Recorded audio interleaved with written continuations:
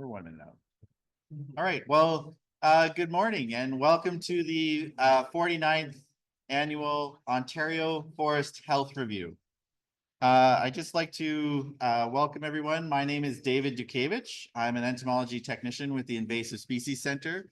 I'll be your host or MC for today. So I'll hopefully get everyone through today with little to no issues, fingers crossed.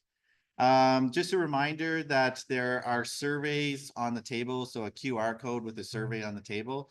That is for our 50th event next year. So we're looking forward to possibly doing something, well, I don't want to say more exciting, but a little bit more, have a little bit more of a structure, maybe like a field day. There's a couple other options that we might want to do. So we just want to get some feedback from you so that we can plan accordingly. Just a reminder also, please go pick up your name tags from the registration booth, which is over by the back door there. And if you don't have a name tag, Terry will be able to set you up with one. The ISA credits, if you haven't signed your ISA credit form, the form's right at the back at the registration table as well. So please do so. At this time, we'd ask if you take a couple of minutes, or not even a couple minutes, like a couple seconds, just to turn your phones on silent or vibrate. It's just a reminder, so you know it doesn't interrupt the speakers and things like that. For those of you who don't know, the restrooms are located right behind us, so you can either go one of the 3 exits. The restrooms are sort of right behind that in that back entranceway there. Emergency exits are located this direction. So if you go out this set of doors or any of the doors and head this way. Also, the emergency exits, you can go out these doors as well. And there's a staircase that leads on the other side of that veranda area there. And I think that's pretty much everything I'm going to talk about for the announcements so far. So, like I said, welcome to the 49th annual Ontario Forest Health Review. This is a great opportunity for everyone to get together and have some really good conversations, network. We're all part of the forestry group, and I know everyone loves trees and bugs and diseases, so you'll learn a lot about that kind of stuff as we go on. Oh, I forgot. I have to use the clicker. Oh, there's a lag. Yeah.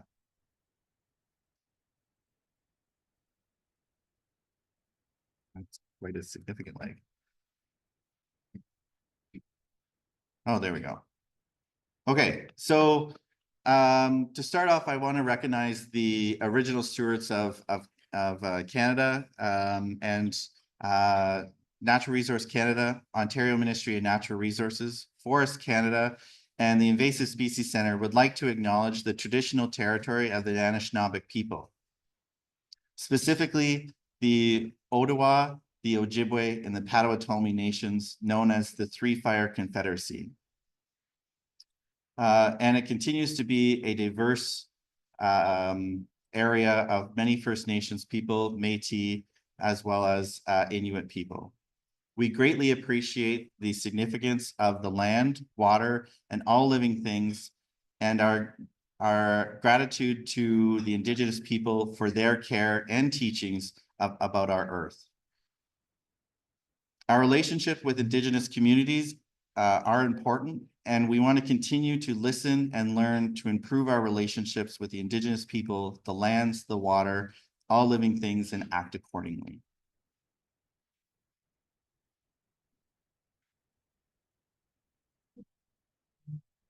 I wonder how we can speed that up. So I'll bring up our first presenter today, which will be Dan Rowlinson. So Dan Rowlinson is the provincial program coordinator for the Forest Health Monitoring Program. with a biodiversity and monitoring section. Dan has spent many years following the insects and disease outbreaks across the landscape of Ontario. Being part of the monitoring program, both in the past and in present day, provides the opportunity for him to learn about the evolutionary processes.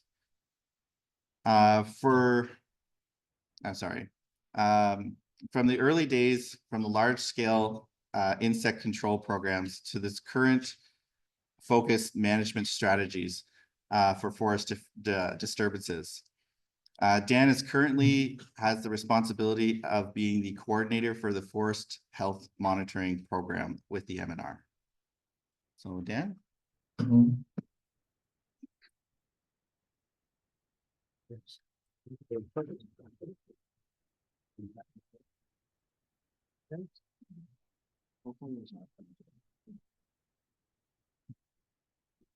can just pull that up.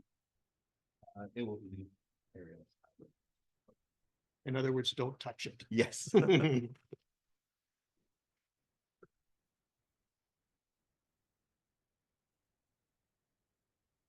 morning, everyone.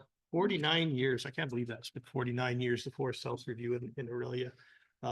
Taylor and I were just talking this morning a little bit about, it's great to come to these events and see people you don't normally see every year and have a chat with them. And as you age, you're always meeting new people. So that's great. People you don't remember, but name tags are a great thing to have on. So my name is Dan Rowlinson. I've been with the Provincial Forest Health Monitoring program with the MNR for a number of years. We've talked about the 50th anniversary of the pest review next year. And for the Forest Health Monitoring Program, it also will mark 25 years since we've the province has taken over the surveys for from the federal government under the FIDS program, and we were sort of had a few years there of growth, partnering with the CFS and training some of our staff as well, and so it's really a milestone in a number of contexts. There is quite a lag in the screen in the presentation. I can't just move with the mic, right? You could. Yeah, okay. So the presentation I'm going to provide today is, is broken down into a number of components. I'm going to talk to a little bit about the Forest Health Monitoring Program. We had the opportunity to meet yesterday and do a bit of a seasonal debrief. We haven't been able to do that in a number of years. So, and I'm happy to have my whole Forest Health Monitoring team with me today for the meeting. I'm going to center all you guys out here shortly.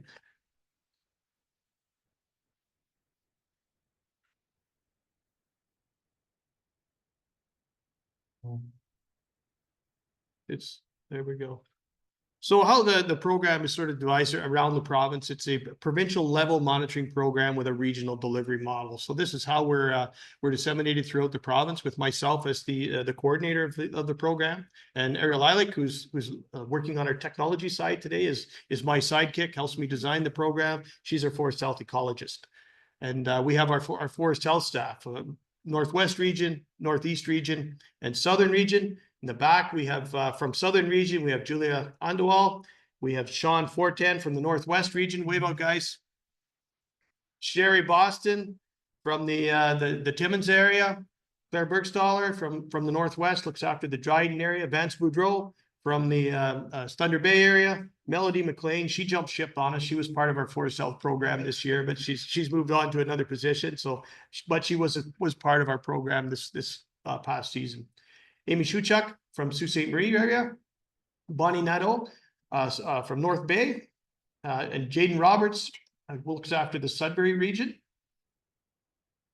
and Rebecca Lidster, Southwest Ontario. She's the one that will be harboring the spongy moth outbreak when it shows up in the next few seasons. So it's on her plate when it comes back. So don't blame the messenger. And I think that's everybody we have in the Forest Health program. That's great. So that's our team, and we're disseminated throughout the province. As I mentioned, the Northwest, Northeast, we have a regional delivery model. We usually start off our annual program with a spring training session where we get together in the Sioux. We go over all our training protocols, procedures. We talk about our diagnostics for the year and some of the different projects. The Forest Health Monitoring Program is not only a monitoring program, we provide support to the scientists out there that are doing work, developing tools, and methodologies to better serve the surveys that we do and developing protocols. So we have a component, and I'll brush over a few of them in my presentation as well. General surveys and field maps. So these part of the work we do is general surveys, and we used to call them windshield surveys. At the end of the day, you scrape the bugs off your windshield and you see what you encountered that day. We've developed a more systematic approach this past. We've been trying a bit of technology the last few field seasons. This year we landed on field maps. So when we're doing collecting data points, surveying for specific pests, we're not only collecting voucher specimen samples, we're now using field maps. And this, at the end of the season, it's really interesting to see where we were in the province, what we surveyed for, and what information we found. So we were able to capture over 1,200 data points this year across the province. Basically from Cornwall to Kenora. We surveyed for different incidents of disease and insects, and we also collected voucher specimen samples in some of those areas as well to lead off for our diagnostics. Our pathology work is done by Violet Butterworth here in the Forest Research and Monitoring section, and David Dukevich with the Invasive Species Centre looks after our entomology side. So when we find something or we report on something, we know that that data is credible and it goes into our database, whether it's pathology or entomology.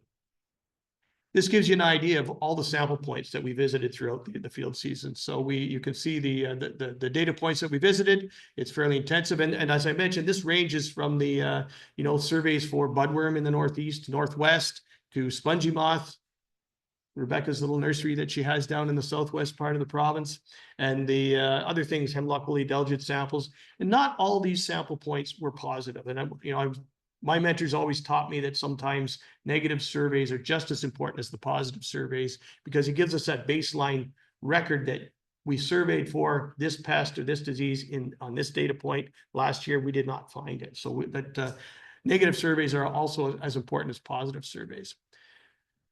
I broke it down into these three components. So this gives you an idea where we surveyed for pathology. So we talk about the major forest disturbances. We look at mainly the major forest disturbances that we've reported on are insects related. There is a pathology component to our surveys as well.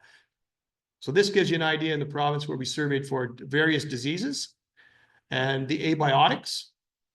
This is events like the ice damage that we experienced in the south, whether it's drought or it's blowdown. We survey these areas as well. So this gives us that opportunity to capture those data points. And we collect insect, as I mentioned, insect and disease samples to track occurrence, range, or host species, and change in abundance. And a big job that we've done for many years, and was sort of adapted over from the federal government when they were doing the insect surveys. We do our aerial surveys. We fly and we map the major forest disturbances across the landscape using fixed wing. We do map with using roads. We collect that on our digital mapping tablets, much more, I would say, more precise than when we used to map with we were called Crayola technicians. We did sketch mapping on paper maps, and the technology has advanced considerably over the years. Extension calls. Some folks in the room may have called into the district office or the local ministry office and said, I need someone to come and look at my tree. I don't know what's going on. So we do provide a bit of an extension service. We get numerous images sent into our offices. Can you tell me what's going on with my tree? And as I always mention, the more eyes and the more education we have out there in forest health helps us do our job better, because we've got everybody out there who has an interest in their tree, whether it's a landscape tree or a woodlot tree, and that information comes into us and helps us guide and direct our surveys that we do, and it does contribute to our program database. Major forest disturbances. This is why everyone comes to the room to listen to what's going on in the province.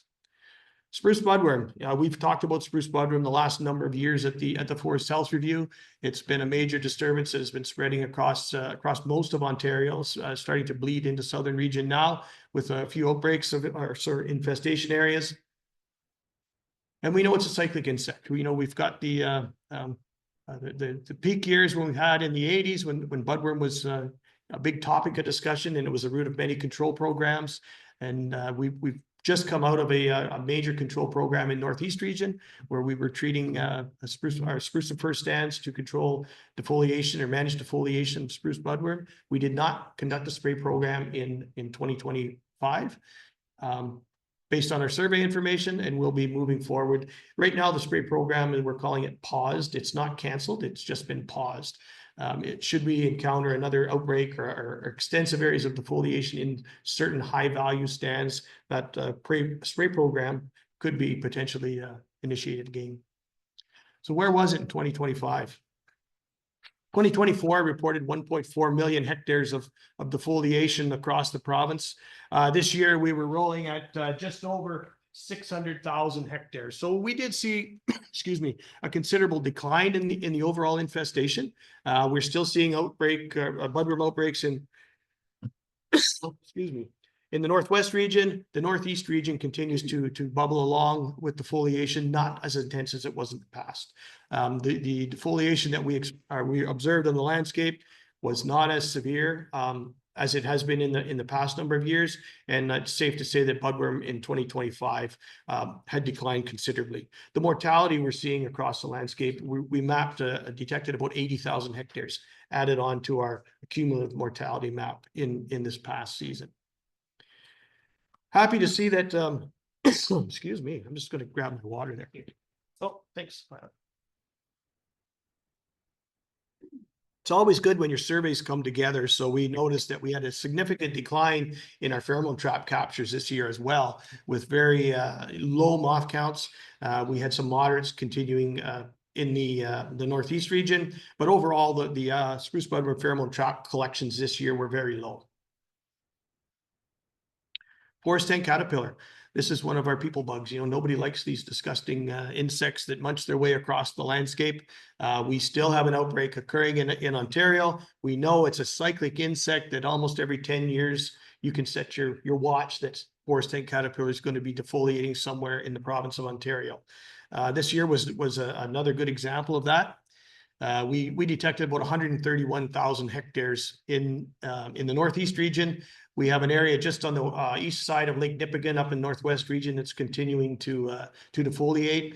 Surveys for egg masses this past the last month or so, we noticed egg masses are down. We did have observations of the friendly fly, the flesh fly that's responsible for the collapse of the forest ant caterpillar. Those populations were high. So maybe if you're planning an outdoor event in June, you might be okay this year, but forest ant caterpillar is down on the downswing. About half of what we experienced in 2024. We had about 300,000 hectares in 2024 province-wide. Jack pine budworm, another one of the big major forest disturbances, was the root of operational control programs in the past.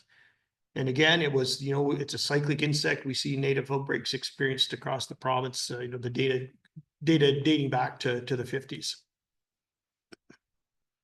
This year for defoliation, it was really, really low. We still have a bit of a defoliation occurring up in the northwest part of the province, with about 1,000 hectares is all we had this year. Continued to decline. In 2024, we had about 6,000 hectares across the province. So we're continuing to see that outbreak decline. And also that is reflected in our pheromone trap captures. So the adult moths, male moths that we captured, usually we're catching 1 or 2. This year, a lot of our traps were at 0. So we had no adult male moths that were captured during our pheromone trap surveys this year. So as I mentioned, it's always good when all the surveys you do sort of align, and you're always second guessing yourself with maybe we missed something out there. Satin moth, introduced pest there that we've had outbreak in the northwest part of the province the last number of seasons, down on the Sibley Peninsula and just northeast of the city of Thunder Bay. This year we had about just over 2,000 hectares of defoliation that was mapped aerially, which is down again significantly to about a third of what the overall outbreak has been the past number of seasons. And what would a forest health presentation be without talking about emerald ash borer? You know, people are getting tired of hearing about emerald ash borer. The forest health program did something a little bit different. This image that we're looking at right here was it's a cool image, because on the image on the right hand side you can see the parasites doing their thing, eating on the larva that's in the wood. This was taken in Sault Ste. Marie during our spring training exercise. So it's a fairly a good visual to show you how that control or the parasites can control those emerald ash borers. So we know emerald ash borer has been detected, you know, basically almost throughout the range of ash in Ontario, with the quarantine line going just north of Sault Ste. Marie, the city of Thunder Bay still being under quarantine. So we always see, you know what, during our surveys, we see sickly ash for whatever reason. We know ash has a number of influences on it that can cause mortality, can cause decline. It's not always emerald ash borer. So this year, what we did, we flew a line along the quarantine zone north of Sault Ste. Marie. We did follow-up ground checks just to evaluate what we were seeing from the air. We used the Forest Resource Inventory information to give us an idea where the ash stands were, and we target our aerial survey on that to see if the actual mortality is as bad as we think it is. We did fly north of a zone of the quarantine area. We didn't detect any emerald ash borer damage stands north of that quarantine zone. We did find a significant area of mortality in ash basically from a line from Sault Ste. Marie to just north of Sudbury. We did have one of our forest health staff join us in the flight in the Northeast region. And when we look at ash across the landscape in Southern Ontario, you know, you've got woodlots, and it makes up a big, or it did make up a big component of the land base down here with ash. When you see it in Northern Ontario in the more naturalized forest setting, you've got small pockets of ash that grow in specific site class areas. So when you're looking for ash from an aircraft, ash stands from an aircraft, it can be tricky at times. We flew this just before fall colors. Just before fall colors came on, so we weren't looking at you know, yellowing leaves or anything like that, and we were targeting on mortality. So we mapped about 1,900 hectares of mortality across this line from Sault Ste. Marie. Anyone that's been drove the Highway 17 corridor along Lake Huron will note the dead ash trees. So we're calling this basically our mortality line for ash this season. So it's our baseline information, and we'll look to add on to that as the in subsequent years moving forward as we monitor emerald ash borer. We know that, you know, south of that line, mortality is significant. You've seen a lot of ash mortality, so we're trying to track it as it moves further northward. Cedar leaf miner complex. Again, this is one that shows up on an annual basis. Somewhere in Southern Ontario, you're going to see sickly cedar. This year, we had about 1,600 hectares that we were able to detect during our aerial surveys, mainly with the bulk of that being over in the Midhurst area here, not far from where we're meeting today. Large case bear. Very early season insect. It comes out, you know, subsequent with the leaf flush on larch. This year, we had about just over 800 hectares that we mapped this year. Somewhere again where we will map large case bear on an annual basis somewhere in the southern part of the province, particularly. Willow leaf miner. You look at willow leaf miner and you think, you know, well, maybe that's not a major forest disturbance. From a biodiversity perspective, it certainly is. We know north of the, you know, the French and Mattawa rivers that willow's a very significant wildlife species when it comes to moose forage and whatnot in the northern areas. So we do track disturbances that impact these species as well. We were able to map just a little over 300 hectares from the aircraft, looking at willow leaf miner damage across the landscape in the northern part of the province. Brown spot needle blight.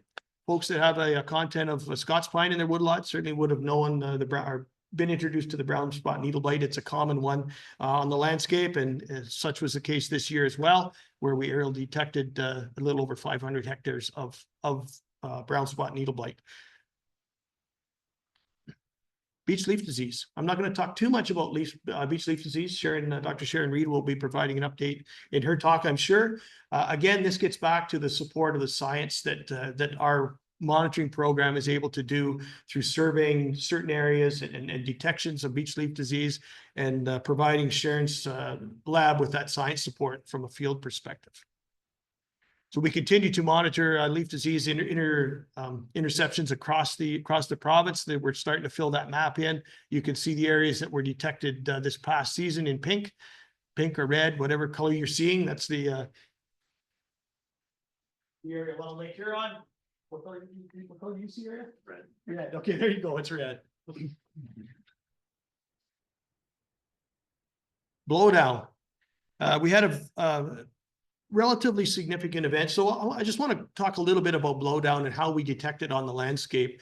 A blowdown that may happen in August or September may not get included in this year's major forest disturbances. We guide our surveys to fly based on defoliation. We want to be flying during the peak cycle of the major insect defoliation that we see on the landscape.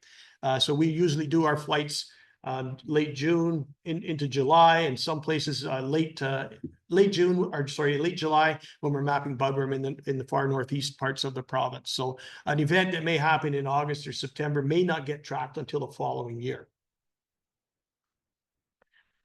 Just over 6,000 hectares was mapped in the province. We know that anyone that follows in the media, the big event that occurred at Samuel de Champlain Park that blew it almost flat to the ground.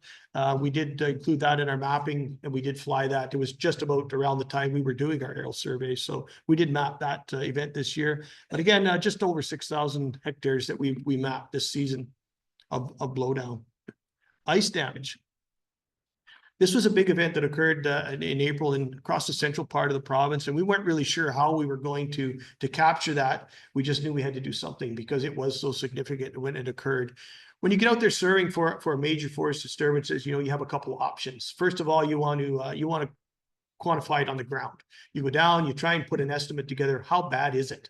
And then you can gauge your response when it comes to looking at the damage from the air on the ground, if it's individual trees, if it's hedgerows, and it makes it much more, gives you much more opportunity to guide your surveys when you see it on the ground first. So this is where the field maps exercise worked really handy for us. So we settled on the ground. We put crews out there surveying on the ground for ice damaged trees. We had a number of categories basically from severe damage to whole tree damage to stand level damage. And that's how we mapped it from the ground using field maps. So all these points that we have on this map were visited by our forest health staff, and we evaluated the damage there on the ground. So you can see the line of the ice storm that moved across the central part of the province around Lake Simcoe, with the damage being heavier to the east side of Lake Simcoe, and we used ground point sampling to map this.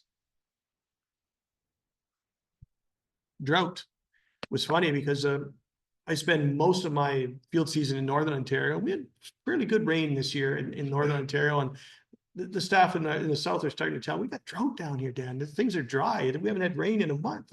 I just wasn't cluing into it, but we certainly had drought damage in the southern part of the province this past season, in the southeast areas. Again, we don't drought say a tree stressor, and anytime you get these significant events that predispose your trees or your woodlots to things like armillaria root rot. So we know a stressed tree is susceptible to all these secondary insects and diseases that will eventually take them out. I mentioned the beech leaf disease work that we worked with Dr. Sharon Reed's lab. We assessed the plot remeasurements this year. The design of that, and as Sharon will most likely describe, is to track the progression of beech leaf disease. And we worked on that this past season with Sharon's lab, oak wilt monitoring through the deployment of the Lindgren funnel traps to collect eDNA, and we supported that initiative as well. We deployed these Lindgren funnel traps and provided the contents of those traps to Sharon's lab for DNA evaluation. We worked with NRCan with Dr. Jean-Noel Cando on these spruce budworm automated traps. So we set a trap in the spring. It provides real-time tracking of the adult budworm moss. So this gives us the opportunity to deploy traps up in areas like Pickle Lake, north of Red Lake. And when a moth hits these traps, it goes to the it sends you a signal, and you can count the moths remotely. So we've really had really good luck with these deploying these traps from a field exercise perspective. One of our concerns in the more northern areas that was that bears were really going to take a shining to these nice instruments that were out there in the bush, and we actually only had one that was attracted to bears. So that's pretty good out of the number of ones that we deployed. So we continued that project with Jean Noel this past season, and we look forward to doing that hopefully again in the next upcoming season. Mortality plots. So I talked about the spruce budworm mortality that we mapped. We started doing some work. We implemented a plot network in 2016. We know that that budworm trees that have been severely defoliated and predisposed to the other vectors out there that cause the eventual demise. So we're trying to get a handle on the mortality. We know budworms have been munching across the landscape. Trees are dying. How dead are they? We evaluated our 2016 plots again this season. And we also partnered with another one of our key monitoring programs, the growth and yield program. And we sort of cross-pollinated some of the methodologies that we use when assessing forest health. And they were, while they were doing their surveys this year and their plot remeasurements, they were incorporating a forest health evaluation component to that. And this will help us to track the mortality that's linked to spruce budworm on the landscape. We did not do an L2 survey this year. So the L2 survey for spruce budworm gives us an idea of population estimates for the upcoming season. So we know that the egg mass is hatched. The larvae went into their overwintering site, spun up in their hibernacula. We go through a very labor-intensive process of flushing them out, and the number of larvae per branch gives us a forecast of defoliation. We do have a tool that helps us sort of guides us from predicting defoliation. It's an egg mass survey. So we did a number of locations this past August where we collected egg mass samples mainly geared towards that northwest outbreak that's relatively new in the outbreak, to get an idea of our defoliation's down, our moth captures are down, and just wanted to know, did we miss something during our surveys, and were there egg masses out there? We didn't have very many egg masses in the number of locations we did. So again, that's another verification that supports our mapping and our moth counts. So the populations are very low going into that egg mass stage. Seed collection, one of the other projects that we work on, because we're everywhere on the landscape when it comes to looking for major forest disturbances and making other anecdotal observations. We partnered with the Forest Research Monitoring Section at OFRI in the Sioux, Ontario Forest Research Institute, to do seed collections. We were looking for ash seed again this year. It was almost non-existent, so we weren't able to collect ash seed in the northern zones. We were, however, able to collect jack pine seeds this year. We collected about 30 locations of jack pine seeds just this past week. So we're collecting seeds to get into the tree seed archive, and that's one of the projects that we work on, our collaboration with our other science initiatives with the Ontario Forest Research Institute. Forest Health Conditions Report. We're just winding down here, David. I think I'm in time. The 2024 one has been up. We had a little bit of a delay this year, and if it was my fault, I would apologize for that. But we all know we had a provincial election, and that slows the process of our communication tools. But the 24 report was loaded onto the site.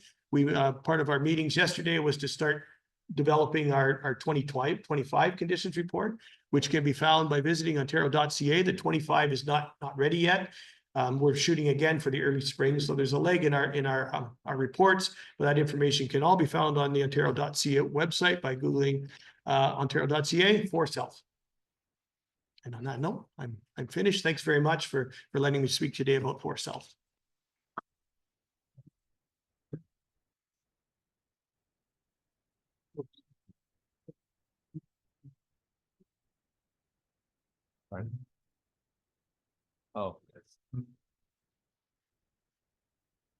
Oh, yes. So thank you very much, Dan. That was great. A lot of work goes into the forest health conditions report. So it's a really good resource for anyone who's looking to see what's been happening throughout the summer, throughout that year, throughout that season. So you can get a really good understanding of what's been going on. Just a note for the speakers that Violet has a wonderful little paddle here. So if you get the the paddle, she'll turn on the bug zapper, so it'll zap you off the stage. We go over, but I think we're ahead of schedule right now anyways. So without further ado, I'll invite Julie Holmes up. So Julie is joined the Canadian Food Inspection Agency in 2006 after completing her biology degree in ecology at the University of Guelph, where she discovered her passion for invasive species biology. As the plant health survey biologist for Ontario, Julie works as part of a national team to design, coordinate, and administer the National Plant Health Survey Program for Canada. Julie provides training and technical support for operational staff and enjoys many opportunities for collaboration with partners and stakeholders who share in the goal of protecting Canada's ecosystems from invasive species. So, thank you very much. Yeah. You don't have to touch anything. Just we have Ariel. She's our wonderful. Oh, okay. So I just have a There back is and a little forth. bit of a lag, so you might have to click ahead first Okay. before. Yeah.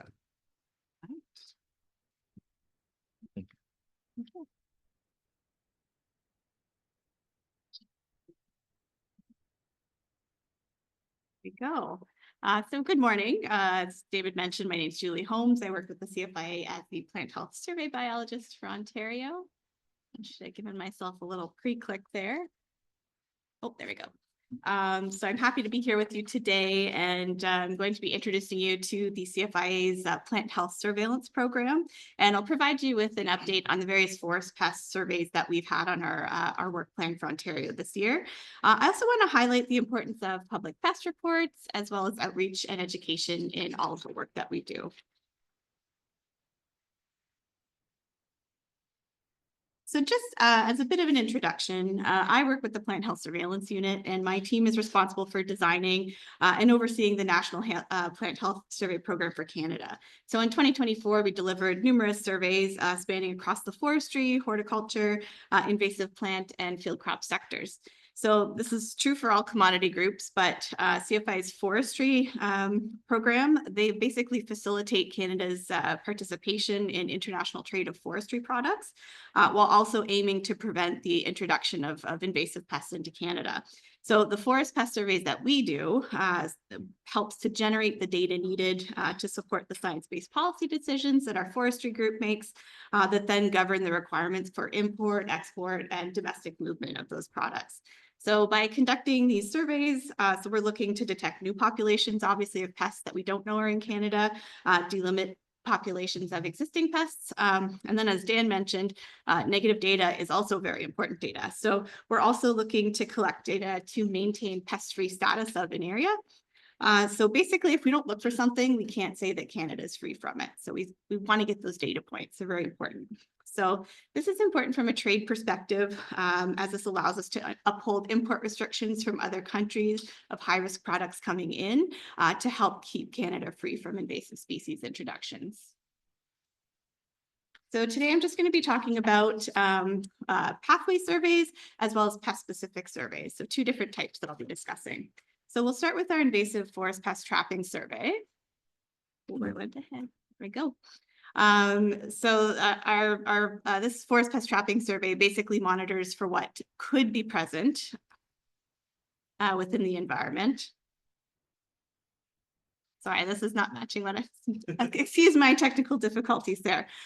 So this is a semiochemical based trapping survey that uses host volatiles that targets a broad range of wood boring and bark beetles. The survey takes place in targeted areas or forested areas in close proximity to high risk locations. So basically those that are associated with the wood packaging pathway, as well as the importers of seasonal foliage and wooden handicrafts. So the benefits of this survey are that it provides more of an early warning system on the presence of potentially invasive insects that could be within Canada. And may not yet be on our radar, as well as providing valuable information on the flora in Canada insects.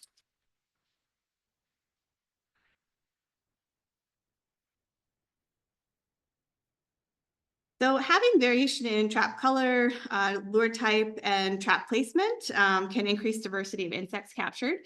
So we at each site deploy 6 traps of 2 different styles. So they're the 12-unit Lindgren funnel traps, just to ensure good overall coverage at the site and throughout the profile of the hosts. So that's either the green Lindgren funnel traps in the canopy or the black funnel traps placed at ground level. Traps are baited depending on host prevalence and stand composition where we're trapping. So we either use the general longhorn lure, where we have predominantly hardwood stands, or the monocamus lure, which is placed within stands containing more conifer hosts. So this is one of our more resource-intense surveys running from April to September, and this just coincides with the potential flight period of various insects that we'd be looking to target. So traps are then checked by our staff every 2 to 3 weeks, where they'll collect samples, refresh the trap solution, and then submit samples to the lab. So you may have noticed the video there, showing the process of a canopy trap check. Okay, so in 2025, we established 20 sites across Ontario. So there's more of a heavy focus in the GTA Golden Horseshoe region, just because of the import pathways there. But we also established sites in Sault Ste. Marie and Thunder Bay. So we're still awaiting lab results, but to date, no new invasives have been found. We do publish an annual survey report as well. So those, the data for this survey, as well as any other surveys that I talk about today with analyses pending, those results will be available probably early 2026. So you can go to our surveillance page there. And that report will also include results for all of Canada. Okay, so the next survey I'm going to discuss is the hemlock woolly adelgid, which continues to be a priority here in Ontario.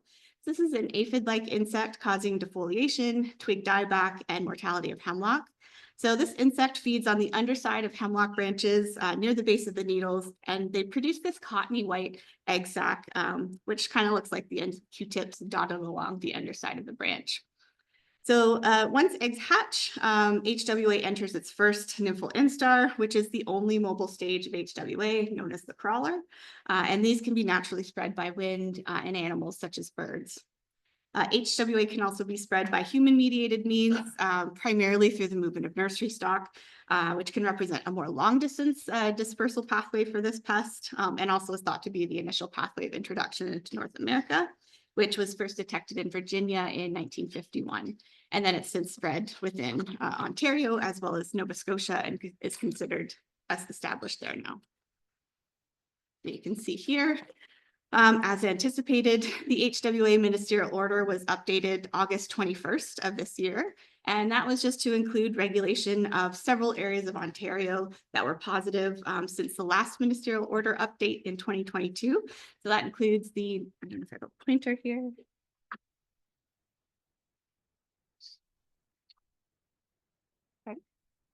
It's okay. I will just, so it's the Niagara region, the city of Hamilton, Haldimand County, and then the township of Alnwick, Hamilton, or Haldimand rather.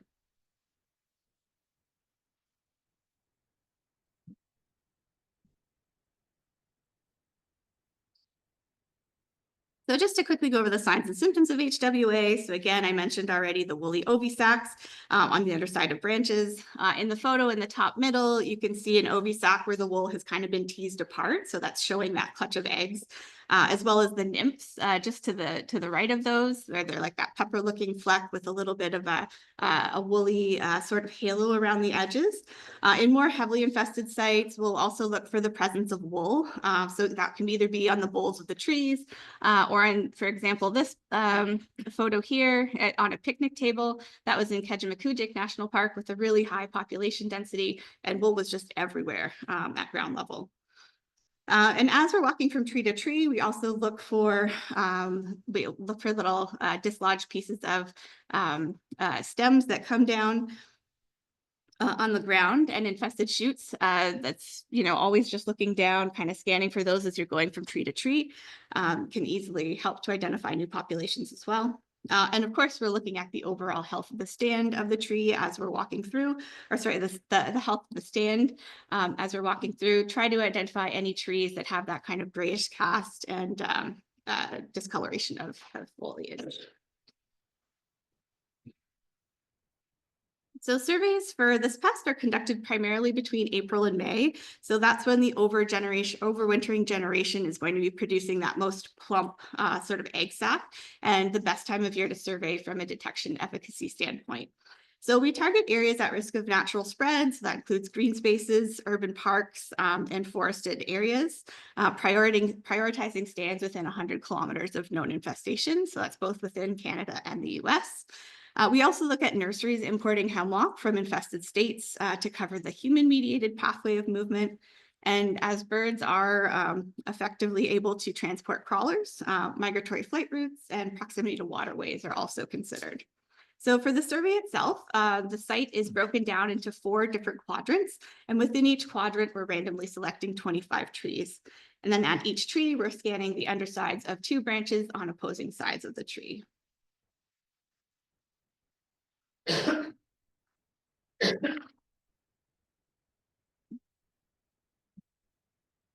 So this year we had a total of 82 sites that have been completed to date. So we had a number of detections within the Niagara region. You'll see those little red dots there, as well as the city of Hamilton. Those locations now fall within that updated ministerial order area.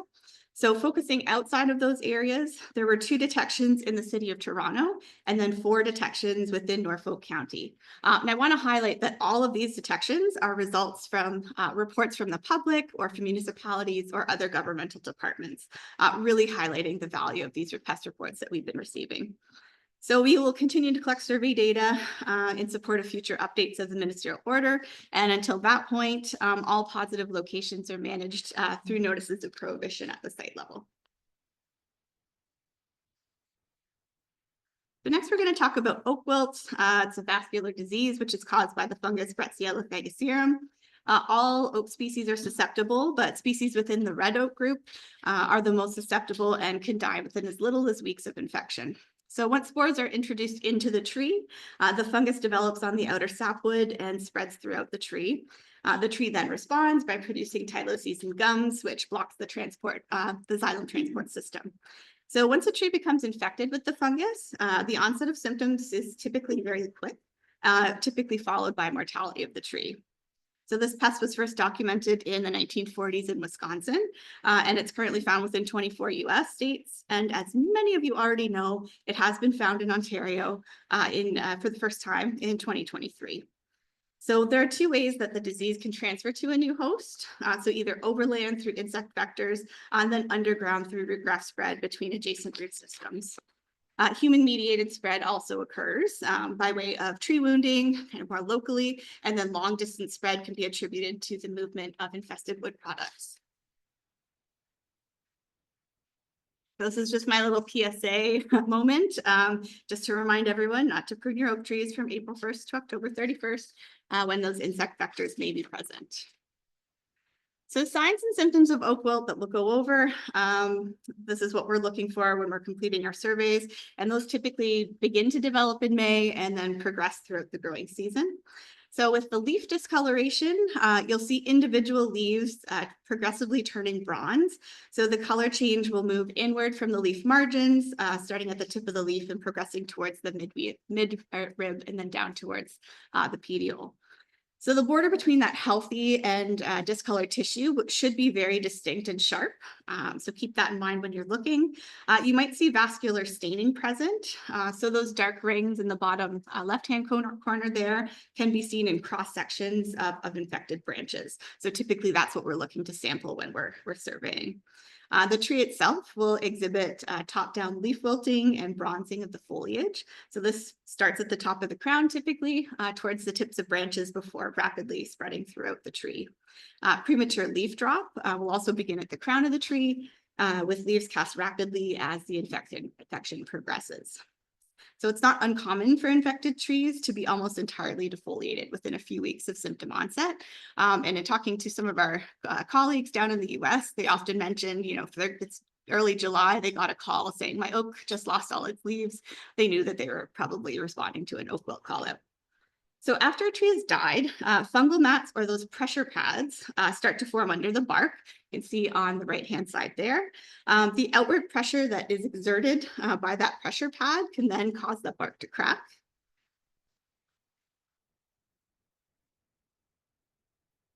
You can see here kind of not a before and after, but a bark crack to the left. And then underside, you can see, or underneath rather, you can see a fresh pressure pad to the right. So those pressure pads occur sometimes in autumn, the year that the tree dies, but more commonly it's in the spring following the year of tree death. So one point to remember if you're out in the field, if the tree is still in leaf, you won't see those pressure pads or bark cracks forming due to oak wilt infection. So that's one key thing to remember. So the fungal mats also emit a fruity smell that really does smell like juicy fruit gum, or it can also be likened to like an apple cider vinegar. And sorry, Dan, I managed to sneak in a little action shot of you there. Might take you back 10 years or so, but so in 2023, as I mentioned, oak wilt was detected within Canada. So the first Canadian record was in the city of Niagara Falls, was also found in the township of Springwater, as well as Niagara-on-the-Lake. Following those detections, there was an intensive visual survey effort assessing all oak species within a 1.6 kilometer radius of these finds, and then controls were applied by way of removals at each of these sites. So we now continue to monitor these locations on an annual basis in order to verify the efficacy of these controls, with visual surveys taking place kind of at increased or decreased intensities rather as we radiate out from the initial infestations. So these delimitation surveys will be ongoing for a minimum of 5 years. So we need 5 consecutive years of negative data before we can consider declaring eradication. So that aligns with the strategies that are used in the US as well.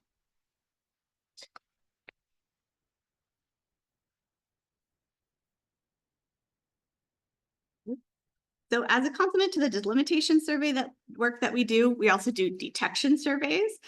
So we do those at sites where oak wilt, or not where oak wilt has been found, but this is more of a broad scale survey across the broader landscape in order to identify new populations of the pest. So we focus more on high-risk sites where the most likely pathways of introduction of the pest are likely to occur. So campgrounds, mills, and facilities importing oak logs from the US, border crossing with firewood disposal bins, and different forested areas in close proximity to known locations, both in the US and Canada. So the survey takes place from July to mid-August when symptoms are going to be the most apparent in the field. And inspectors basically make a kind of initial stand assessment at the stand level, and then they'll visually examine up to 50 red oak trees across the site for signs and symptoms of oak wilt. So any symptomatic material is then sampled and sent to our lab for official identification. So this year we completed surveys at 104 sites across Ontario. So this includes both the delimitation as well as the detection work, with no new detections of oak wilt, which is great news. We've now obtained our second year of negative survey data following the initial finds. So only 3 more to go before we can eradicate, and maybe I should knock on wood here. So next I'm going to talk about the Asian longhorn beetle. So that's an invasive quarantine insect that's native to Asia. And it's known to attack and kill a number of different species of healthy hardwood trees. So that represents a threat to the urban landscape and forests in North America. So this is yet another pest which is capable of human-mediated spread over long distances through the movement of infested wood products. And it's also passively spread through hitchhiking on vehicles. So there's currently no natural controls available for this pest, which is present and currently under eradication in both the United States as well as Europe. And this is a bit of a good news story for Canada, as Asian longhorn beetle was eradicated from Canada in 2020, following a very intense eradication program in both the cities of Toronto, Vaughan, and Mississauga.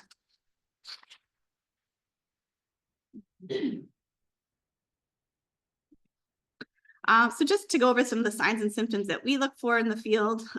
So characteristic to the cerambycid beetles, Asian longhorn beetle has very strong, heavily sclerotized mandibles. So the female uses these to chew into the bark of trees, and she creates what's called an oviposition pit. So if you look closely at these pits, you can actually see kind of the jagged lines around the pits where the mandibles have chewed. So a single egg is laid per pit, and you can see in the photo there the egg on the underside of the bark looks like a little grain of arboreal rice, and it also results in some discoloration around the egg. The beetles are also using these strong mandibles to create exit holes when the adult emerges from the tree following pupation. The exit holes appear perfectly round, as if someone kind of drilled into the tree with a large bit. Oviposition pits and exit holes are basically the two main characteristics or two main signs that we're looking for when we're trying to identify an earlier infestation. But additional signs and symptoms include the presence of frass that kind of resembles more like a shredded wheat cereal. Also frothy sap, tunneling damage, and sloughed off bark as the infestation progresses, and then eventually crown dieback and the death of the tree. So the CFIA uses a national grid-based detection survey, which was developed originally by the Canadian Forest Service and was designed to detect a population similar in size to the population that was detected in Toronto Vaughan, which we have demonstrated that we can successfully eradicate. So what we do is we focus on major urban centers where the risk of introduction through the international wood packaging pathway is going to be the greatest. And then we inspect all of these locations on a 5-year rotation. So at each site, we're looking at 30 maple trees, visually inspecting them for signs and symptoms of Asian longhorn beetle. In addition to Asian longhorn beetle, we're also looking for citrus longhorn beetle as well as spotted lanternfly. So the biology of citrus longhorn beetle and Asian longhorn beetle are fairly similar, but with citrus longhorn beetle, we're looking for a T-shaped oviposition pit, and those are going to be on the lower 50 centimeters of the bowl. They typically like to infest in the roots and the root collar, and then bore in at the lower portion. And also given the overlap in site types with spotted lanternfly, this is a great complement to our summer spotted lanternfly surveys, where inspectors are scanning the environment and also looking for the tree of heaven and reporting those sightings where they found them. So our Asian longhorn beetle surveys typically begin probably within the next week or two in the fall. So I'm reporting on data from 2024, where we had a total of 606 sites across Ontario. And the good news is no detections of Asian longhorn beetle in Ontario or Canada for that matter. And then this year we'll starting surveys in probably about a week or two. And we have a total of 725 sites planned across Ontario based on that established 5-year rotation. And then no stranger to anyone in this room, EAB, destructive wood boring pest that kills ash trees with an incredibly high accuracy. So EAB is now established in Canada within 6 provinces. In Ontario, we're still serving for this pest outside of the established regulated area. So we're using those green prism traps deployed at high-risk sites, just campgrounds, rest stops, urban areas, and holiday destinations associated with wood movement. So I won't spend too much time here, but this is just to note that inspectors are also conducting visual surveys at each trapping site, looking for those characteristic signs and symptoms of EAB.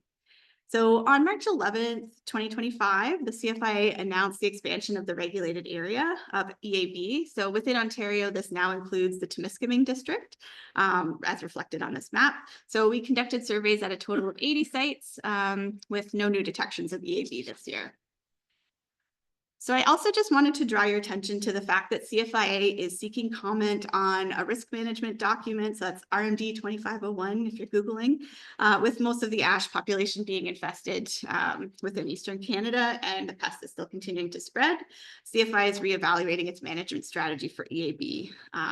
So this document proposes a number of different options, ranging anywhere from kind of keeping with the status quo to going to full deregulation of the pest. So if you're interested in having a say, please take a look and provide your comments. There's a QR code there that will provide you with all the information. Feedback is due November 30th. So next, we are going to talk about spongy moth. So it's another pest that needs no introduction. It's established in parts of Ontario as well as the provinces of Quebec, New Brunswick, Nova Scotia, and PEI. Here in Ontario, surveys are conducted outside of the regulated area to delimit those populations and obtain data in support of those regulatory decisions made by our forestry group. So another pest kind of related to this is the flighted spongy moth complex, which is not present within Canada. This is a group of invasive insects that pose a significant threat to Canada's forests. Flighted spongy moth can basically hitchhike on imported goods. So they're known similar to the regular spongy moth. They can lay their egg masses pretty much anywhere, but they're known to lay eggs on vessels, shipping containers, cars, and heavy equipment. So females are also capable of flight. So that would allow them to readily disperse to lay eggs. They're also attracted to light. So arriving on a vessel at a port with really bright light definitely poses a heightened risk of introduction. So again, not considered to be present in Canada, but ongoing surveys are conducted to monitor for this pest and also provide data on pest freedom. So for these two pests, or these two groups of pests, I guess we'll call them, we have two different styles of traps that are utilized. So we use the green deltas outside of the regulated area, and they're placed at sites high risk for the introduction of spongy moth. So your urban areas, tourist destinations, and campgrounds. And then we use a unitrap or a milk carton style trap at our high risk ports that are receiving international vessels for the flighted spongy moth complex. And for those samples, we do molecular analysis just to determine presence and absence of the species within this group. Both traps are baited with disbar lure and have an overlapping trapping window of July to September. So in 2024, spongy moth was detected in 20 communities outside of the regulated area with over 2,300 moth captures. So in 2025, our strategy was to focus on those previously positive areas to obtain that year-over-year trap capture data. So again, final results are pending, but so far we've had detections at 44 sites across Northern Ontario with no detections of flighted spongy moth complex. So we also have spotted lanternfly. It's an emerging pest which prefers the invasive tree of heaven, but has a fairly high host range. Feeding can cause weeping wounds and sooty mold. It's been proven to be a serious pest of grapes within the US, and while not necessarily considered a primary forestry pest, it may certainly impact the urban forest. And recently published was our directive on spotted lanternfly, which does contain specific requirements for logs of deciduous species with bark attached. And since its introduction in 2014 in Pennsylvania, it's steadily continued to spread. So it's a matter of when, as opposed to if, it's going to get here in Canada. So some signs and symptoms of spotted lanternfly. We've got the egg masses, which are laid on smooth surfaces on either the host plant or adjacent materials. Eggs are laid in vertical rows, and after which it's covered by a waxy coating. It's initially white and then turns kind of like a muddy gray. So they really do look like a smear of mud, essentially, wherever it's laid, making detection quite difficult. First instar nymphs emerge as early as May, and it develops into a fourth instar between July and September, when it takes on that kind of reddish coloration before reaching maturity as an adult, which you can typically see from July onwards to December. You might also see a sticky honeydew emitted from the adults, as well as sooty mold on the bases of the trees. So we focus on Tree of Heaven for this survey and focus on high-risk sites, including the commercial transport pathway. So that's rail yards, border crossing ports, rest stops.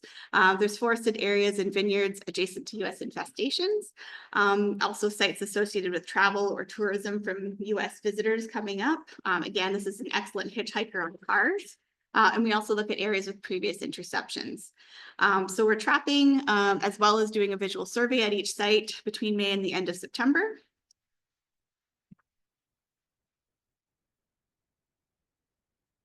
We're also recording Tree of Heaven data. So I also urge you to record Tree of Heaven data.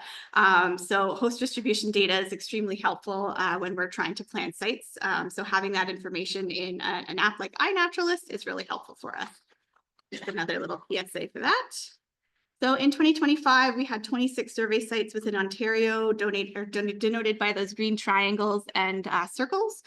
So I want to be very clear that to date, we have not had any detected established populations of SLF in Ontario or for Canada or in Canada for that matter, but you do see the various red dots. So those represent sightings and interceptions of the pest that have been reported to CFIA by the public and also our counterparts at CBSA. However, follow-up activities at those sites did not identify any active populations in the immediate surroundings. So for the most part, these reports can be linked to the transportation pathway. As I mentioned, SLF is an excellent hitchhiker. So this is an excellent segue to our public pest reports. We have hundreds of pest reports that CFI receives each year. We review and respond to all pest reports received, triaging those that require an on-site visit from inspection staff to collect samples and rule out a potential regulated pest. So we ask that you please report all sightings of any regulated pests, even if you're not 100% sure, you're looking for a second opinion, please send it in. It's exactly what we're here for. So photos are really important. I've included a couple of photos showing kind of the overall tree and then close-ups of the signs and symptoms that you might be seeing. That's really helpful for triaging those reports for us. And there are a multitude of ways that you can also report, either direct on the CFIA website. You can send reports direct to our surveillance account. And there are also apps like iNaturalist and EdMaps that facilitate easy reporting with the touch of a screen. And this is just a quick snapshot to show the data on our pest reports to date. So that's starting April 1st of this year, which is the start of our fiscal. So these pest reports provide data which can then inform strategic surveillance decisions. For example, when we're seeing a pattern of reports like we're seeing with the live interception of adults in the Windsor area, we know something's going on and we're going to be paying more attention in that location.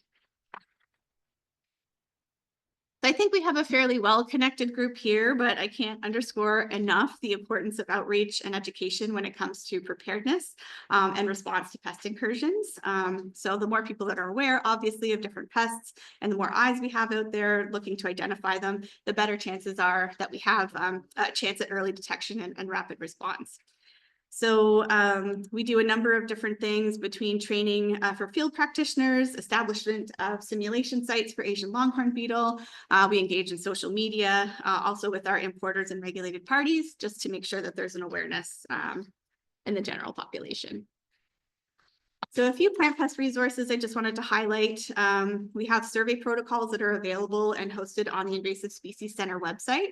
So they have a number of useful resources as well, and they're a wealth of information. They're usually like the first line that I tell members of the public, if you want information on spotted lanternfly, okay, here, go to the Invasive Species Centre website.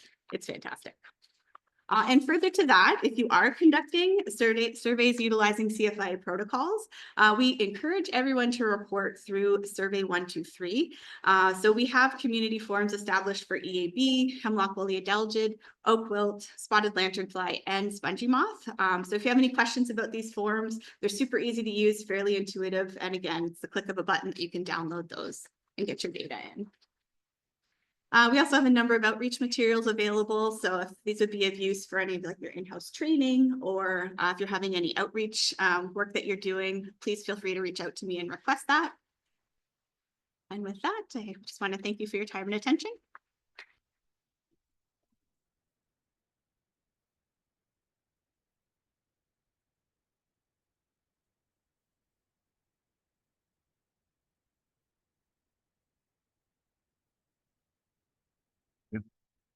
Thank you very much.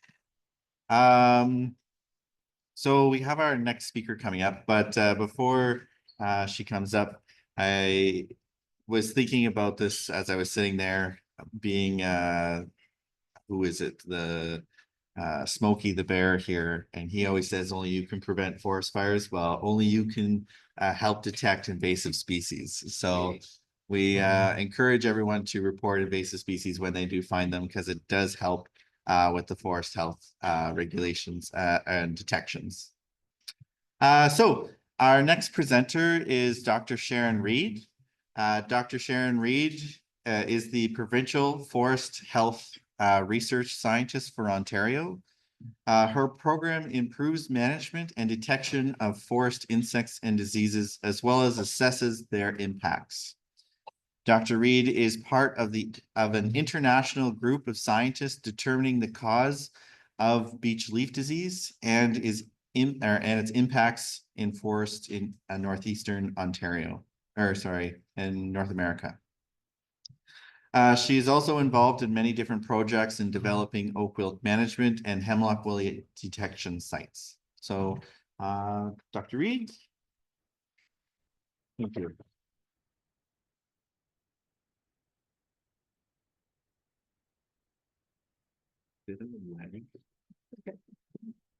Hopefully it won't be too bad, but yes, yeah, and I think this button right here is the laser. All right. So last year, the computer and I didn't get along, so I wanted to make sure I had this right. So as David said, I'm Dr. Sharon Reed, the lead of the Forest Health Research Program for the Ontario Ministry of Natural Resources. Okay. See, it does not, okay, it's moving there, but not here. Okay. So the mission of our program is to improve management, detection, and assess the impact of damaging forest insects and diseases to ensure Ontario's forests meet the needs of Ontarians. So we had a lot of different research activities this year and outreach as well. So we spent a lot of time on oak wilt this year. We had a project that we're finishing up that the data was collected at 23 and 24, and now all the writing is occurring to get the results published. We had 2 detection studies. We're also still working on beech leaf disease. We did our 7-year assessment of the plots in southwestern Ontario to see what the impact of beech leaf disease is. And we also have been working to identify insect vectors of beech leaf disease as well. And then we also had an outreach activity this year where we worked with Invasive Species Centre to train people to identify beech leaf disease and educate them with the hope that there be more reports of where it's occurring. So I hate to disappoint Dan. Oh, okay.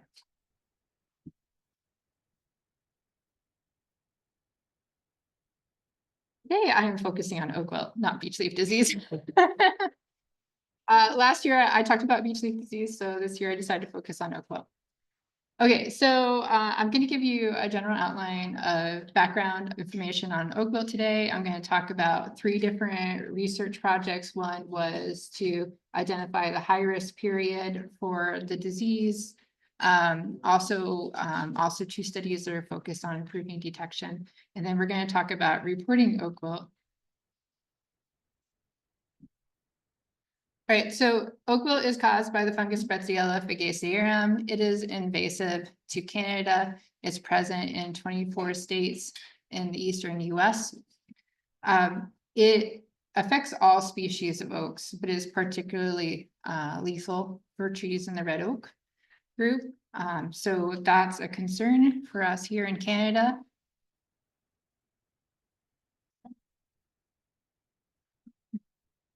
Because we have so many oaks here in Ontario, and we have northern red oak and bur oak that extend from Manitoba up to Nova Scotia. We know from the work done by John Pedler and his colleagues that the climate in southern Ontario is already suitable for oak wilt. We also from that study learned that by 2015, most of the range of oaks, the climate will be suitable as well there too. And oak wilt was, as Julie mentioned, detected in the Niagara region in 2023, as well as Springwater Township, which was a bit of a surprise.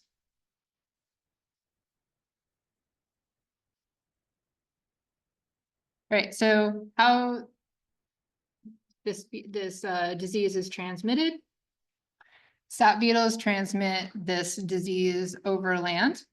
When a tree dies, the following year, usually, the fungus decides to reproduce. It produces a spore mat on the surface of the sapwood, and then in the middle, there's a pressure pad, and that pushes the bark away from the tree and creates a crack, allowing the beetles to crawl down into the area with the fungus, and it's sweet smelling, and the beetles feed on it, they lay their eggs on it, and eventually some of these adults that are contaminated with the fungus leave that tree that's died from oak wilt and move to other healthy trees that have been recently wounded. And if it's a fresh wound, the beetles then can transfer the spores onto it and an infection can occur. And those wounds can be natural wounds, storm damage. It could be somebody's pruned the tree. The beetles don't care. The disease is also spread below ground through grafted roots between the diseased trees and the healthy trees. Those below ground root systems can live at least 3 years, we know. So you can have this reservoir of oak wilt below ground that the other trees are connecting into. And what you get are these pockets of mortality over time if the oak wilt isn't stopped.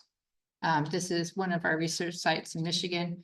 You have a tree that died in the year 1 in the center, then the next year you have a couple more trees around the edges that die, and then the next year a couple more trees die until you get this large pocket. Stopping expansion requires disrupting the below ground spread, the root grafts. You can do that with a bulldozer. If it's a rocky soil, you can use a vibratory plow. If it's a deep soil, some organizations have moved to girdling trees and herbiciding them, the healthy trees around the infected trees, to stop the spread. But it's always cheaper to prevent above ground spread than the below ground spread. So I always have this sign in my every presentation about the reducing overland spread, and that's best accomplished by educating the public and industry not to wound trees during the high risk period. So in this case, Minnesota's high risk period used to be May through June. So it brings us to our first research study that we were just wrapping up this year, which was determining the high risk period for oak wilt infections. So we've been working on this for a while. In 23 and 2024, we worked with Natural Resources Canada, as well as Michigan Technological University. And the young woman in the picture in the bottom right is Katie Bershing, who's this was her master's project that I'm talking about. And she's successfully defended and now getting this data published. So the question here is the risk of oak wilt infection before bud break the same as after bud break? Because earlier when I was working with a lot of your organizations, we determined the beetles were flying, but we weren't really observing them going to oak wounds at that time. So how we carried out this experiment, we compared insect flight and wound visits before and after bud break, 4 weeks before, 4 weeks after. Every week we went out and we collected insects from lingering flight traps that were baited for sap beetles. We wounded trees and collected beetles from the wounds. And we also assessed the phenology of the trees. The picture on the two on the right, those are the earliest phenology steps that we recorded before bud break. Then the middle ones, 3 and 4, those are bud break, and then 5 and 6 is leaves start unfurling and leaf out occurs. So in the green bars are the number of beetles, and this slide is just for Ontario. So before bud break, there were a few beetles found in the wounds. but not very many. And then once bud break occurred, there was the first pulse of beetles coming to wounds. And then when trees leafed out, that's when the majority of beetles were found in wounds. So in conclusion, throughout the growing season, there is always risk of oak wilt infection. But that risk appears to be greatest between bud break and late July. We know after late July, there's fewer potential vectors flying and their numbers start dropping. They're just not as active. It does provide support for an oak wilt risk meter that's similar to what Michigan has on their website, where at the beginning of the growing season, there's a period of low risk followed by a period of very high risk, late spring, early summer, and then drops down to low risk again at the end of the summer. And then there's the safest period, which is when we advise that tree wounding occur outside of the growing season. But we recognize that not all work can be postponed to outside the growing season. So we really need to educate people. If you have to wound a tree during the growing season, make sure you're not doing it during this high risk period.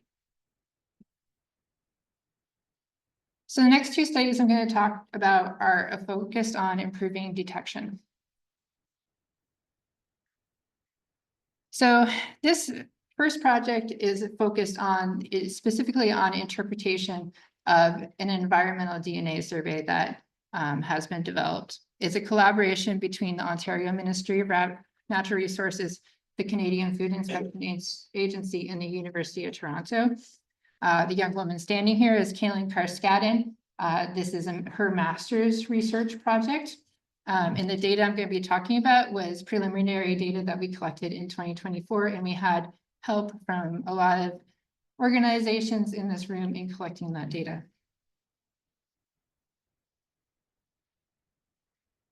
So what is early detection? It's detecting an invasive species before or soon after symptoms are detected on the ground. And recently there's been a push towards more citizen science monitoring, development of remote sensing, and these environmental DNA surveys, so in the hopes that we can catch populations when they're very small and we still have an opportunity to eradicate them, because often when we find our invasive species, the populations are so big that we're already past that point where we can eradicate them. Environmental DNA surveys have been used in aquatic systems for quite a while. It's only more recently that we've moved to using them in terrestrial systems. And we think that these environmental DNA surveys could be more reliable than visual inspection at that point where the population is very small and it's hard to go out and send people out and find it.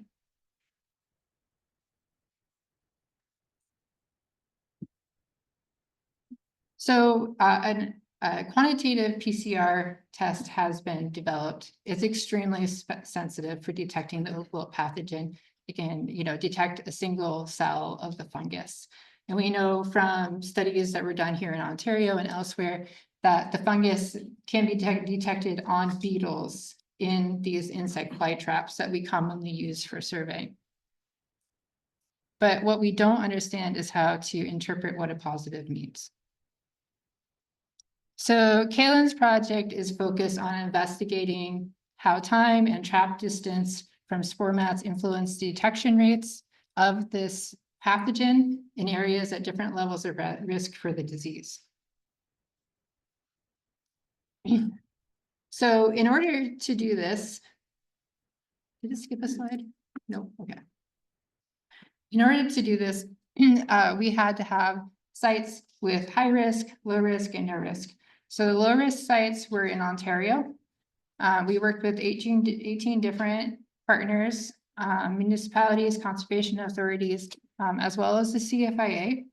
And our partners set up these insect traps, the black lingerins, and they set them up near red oaks in a variety of different habitats. Some of the locations were designated as low risk. So the ones in stars on the map are the ones we designated as low risk, because either CFI removed trees from that were infected with oak wilt in those areas, or they were close to the US where we know the oak wilt has been identified.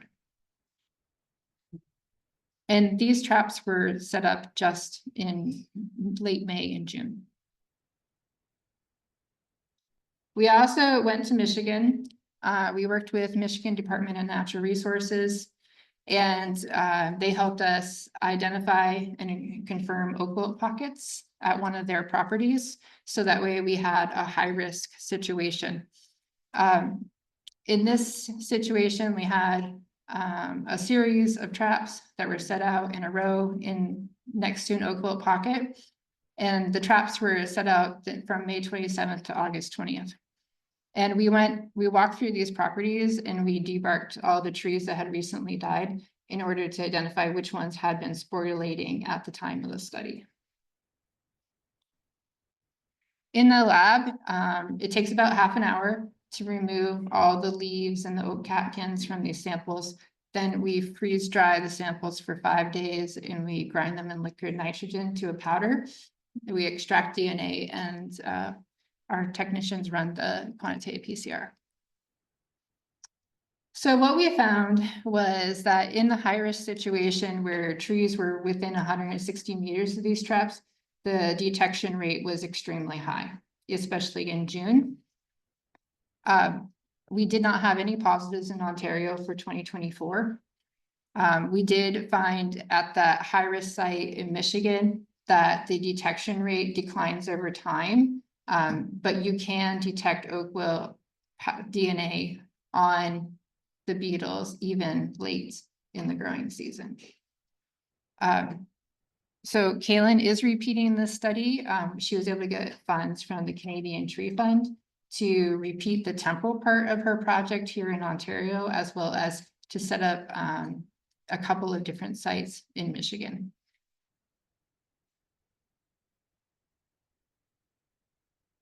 Oh, I forgot about that one. Okay, and so just for that red box that showed up on the slide, so it extends from 160 to 200 days. So 200 days in the calendar year, it lines up with Michigan's at the end of their high risk period around July 15th. So she was finding that the detection rates during their high risk period, it's just above 50% at that point. So we thought that was an interesting support for their high risk period, and we're hoping we can do something like that here in Ontario. So just wrap up from what we've learned from Kaylin's study so far. June is the best time of year for the environmental DNA survey that we're performing. Most traps will be positive if oak wilt is in the immediate area. Please remember this when I talk about the next study. Low and no risk areas should have no positive samples. If there are some positives, then we suggest continuing on with the eDNA survey and educating the public to report suspect trees. Okay, so moving on to study number 3, which the goal of this project was to increase monitoring efficiency.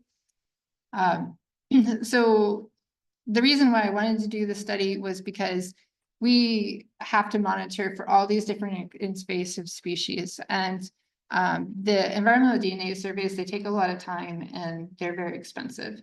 And so if we could combine our monitoring for oak wilt with monitoring for other insects, that would be very beneficial for everyone, because we could be able to monitor more frequently. So in this project, we added an ethanol lure, which is just a common attractant for wood boring and bark boring insects, to the oak wilt detection traps. So our questions were, how does adding the ethanol lure to these traps affect the capture of the sap beetles that transmit oak wilt? How does it affect our ability to detect the pathogen? And does it really increase the number of other species that we detect in those traps? And are they ones that we're concerned about finding? So this is the typical trap setup for capturing sap beetles and then testing for oak wilt. We have the 12-unit lingering traps. We add 2 pheromone lures to them for different types of sap beetles. And there's a bread dough bait, which acts as like a food bait for them. So we worked with the biodiversity monitoring section to the forest health technicians that are in this room. They set up these traps at 8 locations. There were 6 traps per location. All of them had the bait and the lure for the sap beetles, but half of them we added the ultra high release ethanol lure. That is a general attractant for wood and bark boring insects. The samples were collected 2 times, one time in June and one time in July. So all the dots on here are the locations where the traps were set up. The one on the left is 2024. The one on the right is 2025. Okay, the green dots means there were no detections. The red dots mean that we detected trace amounts of DNA of the oak wilt fungus on the beetles that were in those traps. So in 2024, we had 3 locations where 1 collection out of 12 was positive. In 2025, we had 5 locations with positives. And 3 of them had a single detection. 1 of them had 2 samples out of 12, and 1 had 3 samples out of 12. So keep in mind that this is trace levels environmental DNA, and the detection frequency was very low.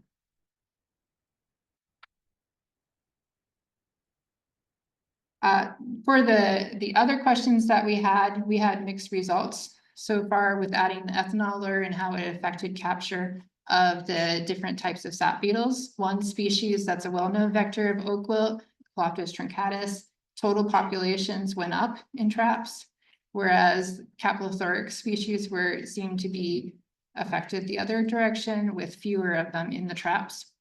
But in general, we found there was a lot of variation among the sites. For the traps that had the ethanol lure with them on them were positive. 7 of them that did not have an ethanol lure were positive. So again, mixed results. We can detect the DNA of the oak wilt pathogen, even if the extra lure is added, but it's not clear how much it's affecting that. This winter, we are going to run another test to sequence all of the DNA from all the other insects that were in the traps so that we can answer the question if adding the ethanol lure increased the number of species that we detected.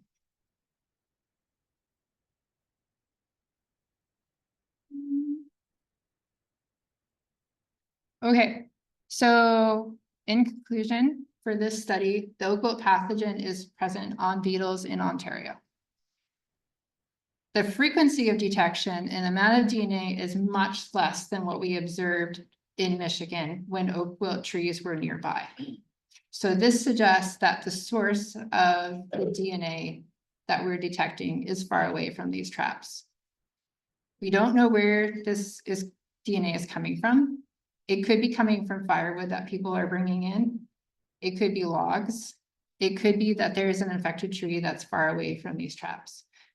And the other conclusion from the study was that it looks like we might be able to add this ethanol lure so we can monitor for other insects in addition to the oak wilt fungus at the same time.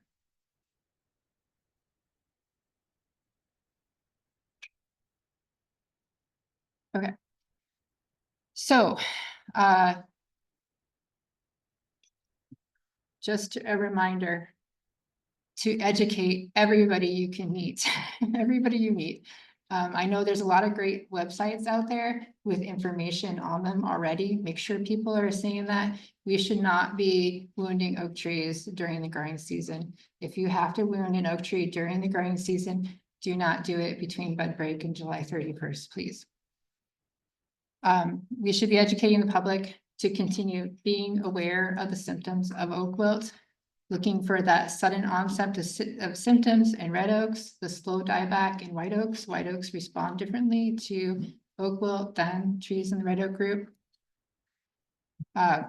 Look for that early leaf drop, July to September. In this photo, there's a tree in the background where you can barely tell that it has leaves on it because the crown has become so thin and it started dropping its leaves. And that when there are other oaks, red oaks in the area, that contrast really stands out. We should also be looking for that bronzing from the leaf tip to the base and looking for slowly expanding pockets of mortality. All trees that are suspect should be reported to the CFIA. There's information about how to contact them online, by email, or by phone. You can go to the Invasive Species Centre website. They have lots of great photos and information about oak wilt. Go to ontario.ca and you can go to the CFIA website. I'd like to thank the funders for all of this research. The Canadian Food and Inspection Agency has provided support as well as funding. Ontario Ministry of Natural Resources, of course.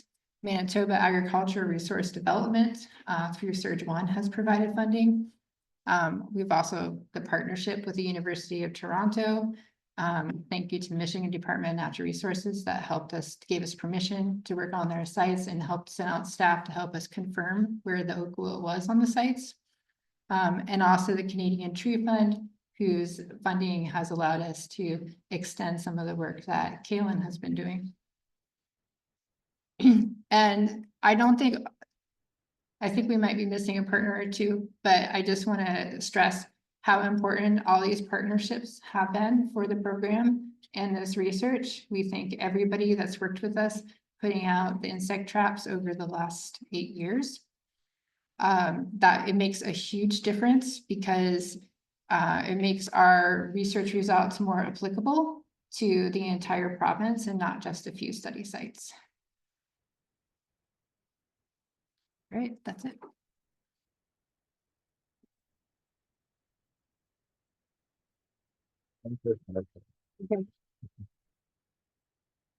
Okay, so we had our morning speakers, our 3 morning speakers, and we wanted to give a good opportunity for everyone to ask them multiple questions, because I'm sure there's some questions out there for both the research that's being done by the MNR as well as the forest health surveys that get done, and as well as for the Canadian Food Inspection Agency. So we wanted to give that opportunity for everyone to ask and answer questions to our 3 experts that we have here today. So Dan and Julie and Sharon, if you want to join me at the front, and if anyone has any questions, please raise your hand, and our runner Ariel will be able to move to where you are, and if you guys could just talk into the mic, that'd be great. So does anyone want to start off with a first question for the event? Oh, we have one over here. Lee.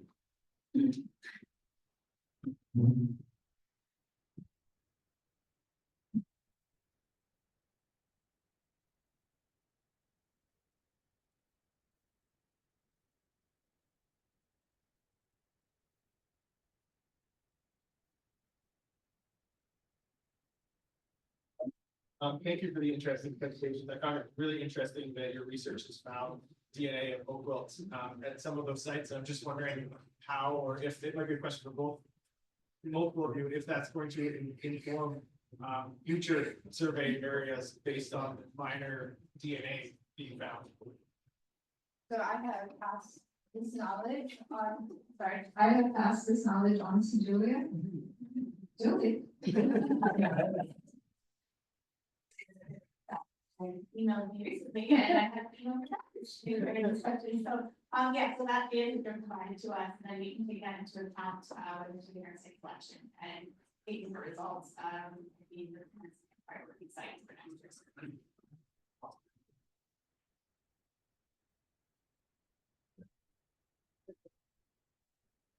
I just noticed that to be waiting 2 different dates to not prune oak trees. What are we telling them? I would say prune in winter.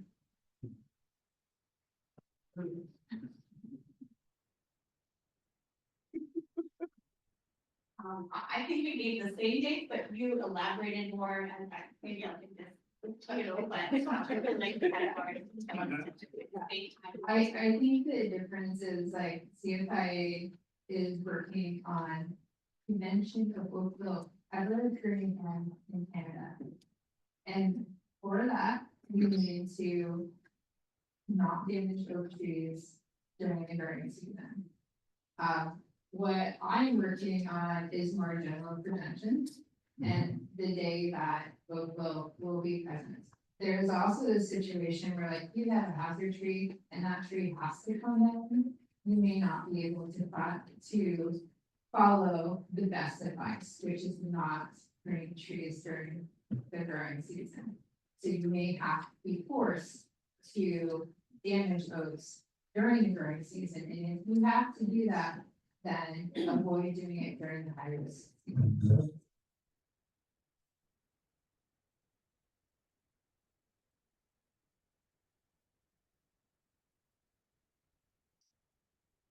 Hello. I think it's more for Julie. So you mentioned that there were 44 new detections spawning. You mentioned there were 44 new detections on spawning months. Well, it's a bunch of, Yeah. I heard the word lantern, sorry. I'm just wondering if you knew if they were established already, or if the populations detected were severe or low in the stations.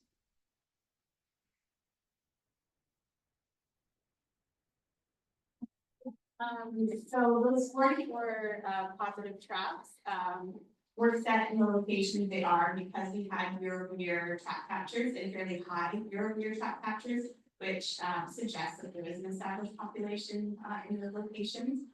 So this year we haven't gone out to do official egg mass surveys and such, but that kind of year-over-year data does give us good confidence. There's an established population there.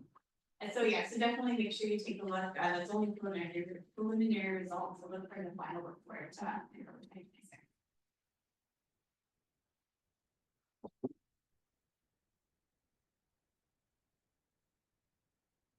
And we'll see if this works. A comment and a question, if I may. The comment is that we're getting some very good information about the science behind forest health, and we're getting some really good information.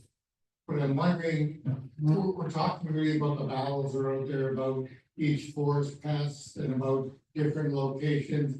I'm wondering about the war itself. How are we making out overall in terms of progress against poor forest health and all these pests?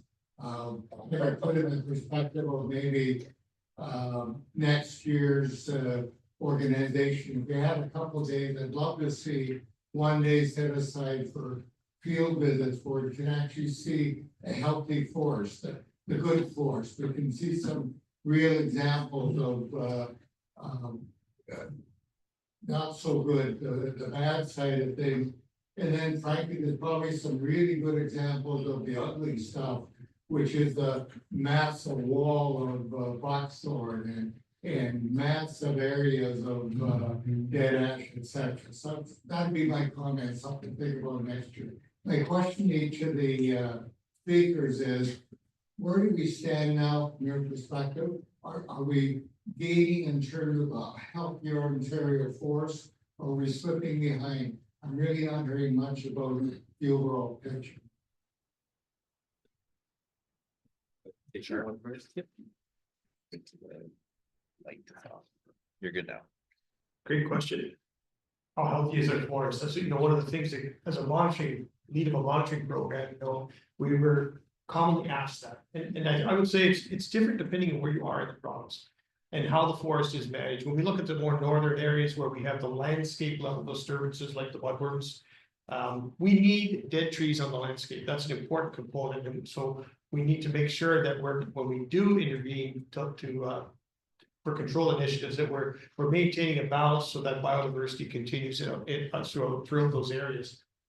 If you were to ask me that question probably 10 years ago, I would say we're not doing too well. We need some more tools. We need the science to catch up to the invasive component of the healthy forest and the not so healthy forest. But the good work that Sharon has presented today shows us that we're making headway in improving those tools, whether it's for oak wilt, whether it's for hemlock woolly adelgid. One of the biggest challenges when an invasive comes into the province is you've got to learn how it's going to react to the environment. So to say that something like oak wilt is going to devastate the forest, you've got to step back a bit and look at all these components of detection, of monitoring, of public awareness. I think that's something that we've come a long way in early detection. And that's going to only benefit the health of the forest and the opportunities to intervene in these invasives. The natives, we need to, as I mentioned earlier, need to maintain that balance and during an outbreak of protecting areas, whether it's the northern communities from a fire perspective, making sure that we're keeping some trees green around those areas. And so those are the areas we want to specifically target. Management on the landscape is very expensive. And whether it's a small woodlot owner managing his woodlot, or it's a provincial control program for an insect outbreak. But so you've got to do more targeted responses in maintaining those healthy forests from a targeted perspective. That would be my reply from a forest health monitoring perspective.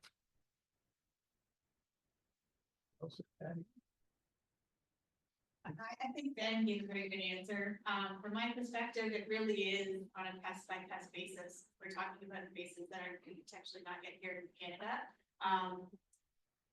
And we do have some good success stories with, for example, Asian longhorn beetle and the eradication there. But then we also have some other emerald ash borer, just kind of light there on our landscape, and we have the incoming headway that SLF is making into Ontario. So it's very pest dependent, I guess, for my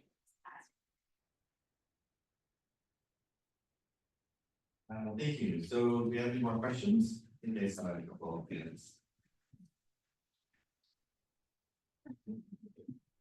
I have two questions. First one for Sharon, I guess. Are you looking at black oak and all?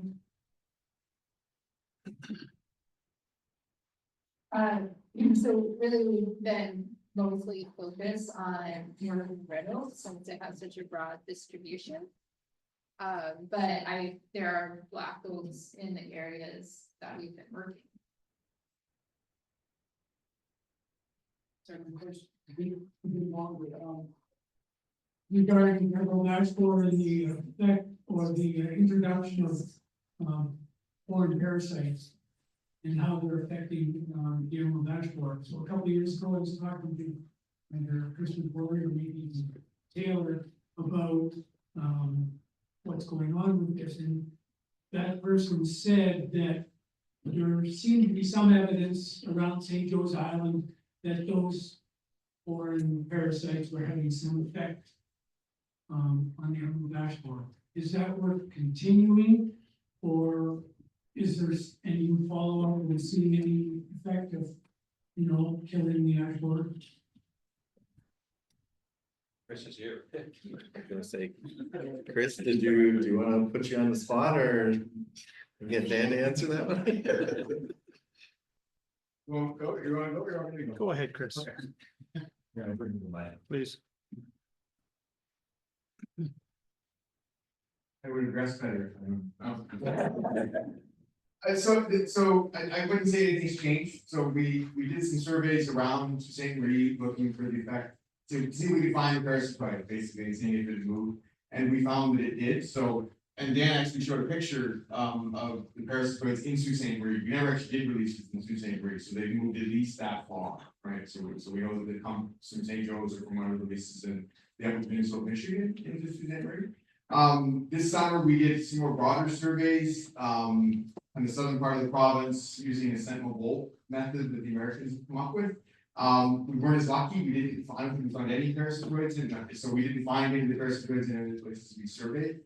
One of the projects we want to move into now with the program is looking at where the parasitoids in southern Ontario. We know we pick them up in other places. We want to know where have they moved to and what impact they're having on the population. So that's kind of the next phase of our research program. It would seem to me that, where there's no ash, there's not gonna be any animal ash borne, therefore no parasite. That's true, but in many places where the ash bore's gone through, the ash has come back, right? And so Isabella Band at our lab has a number of long-term monitoring plots, and she's gone in there and she's got a paper that should be submitted soon, where they've gone in and sampled some of these places in like the southern Ontario, southeastern Ontario, the longest invested places, and the ash has come back to a decent size, and you sample those trees, you can find that they've been attacked by EAB a bunch of times, they're still surviving, and some of those trees had evidence of parasitism. So something's going on there, we're just not sure what is it, the combination of parasites and the trees and the size of the actual population. It's a research question.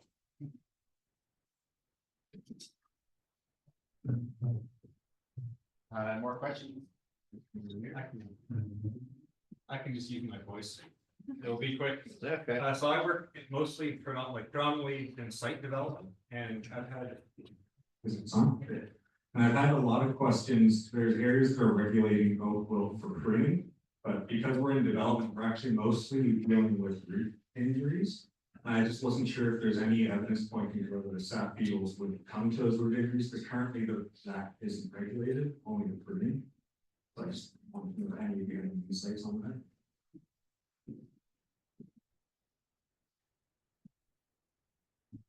Virtually no, this is yes.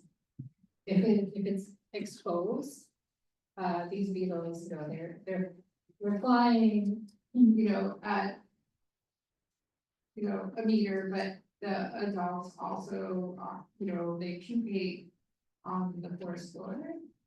So they're down there and they're active.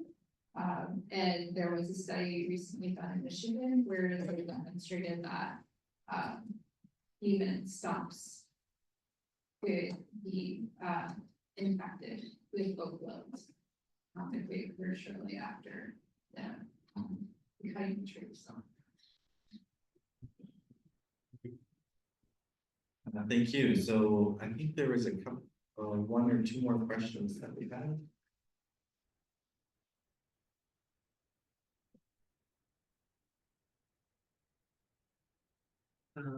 So Julie, I saw on one of your slides how close oak wilt was found to St. Catharines on the US side. And I know it's also really close to Windsor. I'm just wondering what kind of response that you've gotten from US collaborators, if they're really fast to treat those trees that are really close to the border, and if they've been really cooperative with sharing information and that kind of response. So I'll answer this question with the caveat that I was not paid in 2023 universities are going to be providing oak infestations. But I know previously in dealing with like colleagues in Michigan, every state is a little bit different and they operate quite differently than we do in Canada. So in the CFIA, we have the authority of Plant Protection Act and regulations to go in and order treatment, no matter the site type. Whereas in like states like Michigan, for example, they have a little bit less authority, so they can't necessarily work on private land without buy-in from private owners. So I think they have different tools in their toolbox. So I don't know if that effectively answers your question, but I don't think they're going and treating everything everywhere. I don't know, Sharon, if you have more to add to that, but.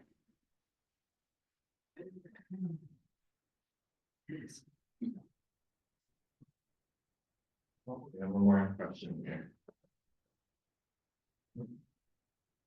Julie, I just had a quick question for you. On the slide that you put up for HWA about the quarantine zones in the infested areas, the whole province of BC was highlighted. Can you guys clarify that? So they're essentially considered two distinct populations. So the population that we have in the eastern US and into Canada, or sorry, into the eastern Canada, stems originally from Asia, and a different haplotype in out in BC that tends not be as much of an issue as we are finding here with the population that we have with the house severe Canada, like the 7 east. Yeah, it's made of. That's the big distinction. Yeah. HWA is Pan-Arctic, like It's been there for long time. Yeah. So, yeah. So the HWA in the west is native, whereas the south and east is not native. Any more questions? Oh, there.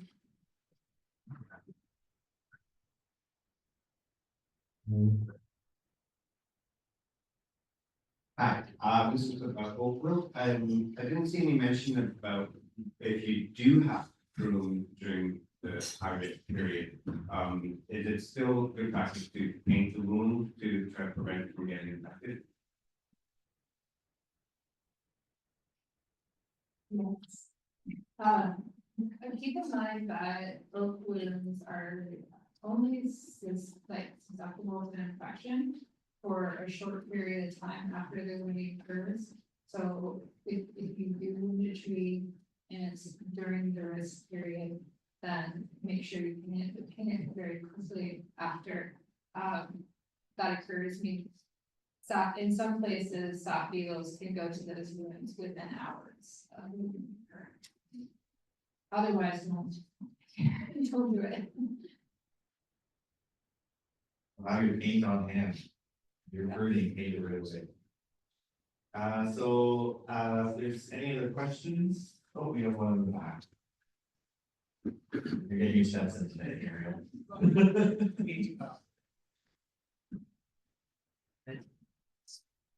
Thanks.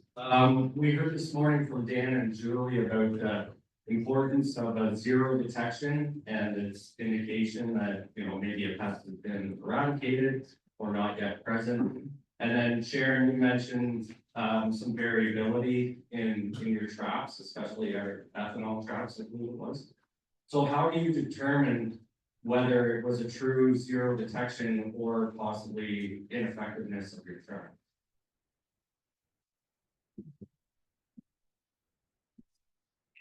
Right, so the variability was in the number of beetles that were detected of the primary vectors. Not so much in the detection, like from what we know, like this eDNA test is really very sensitive to detection of the.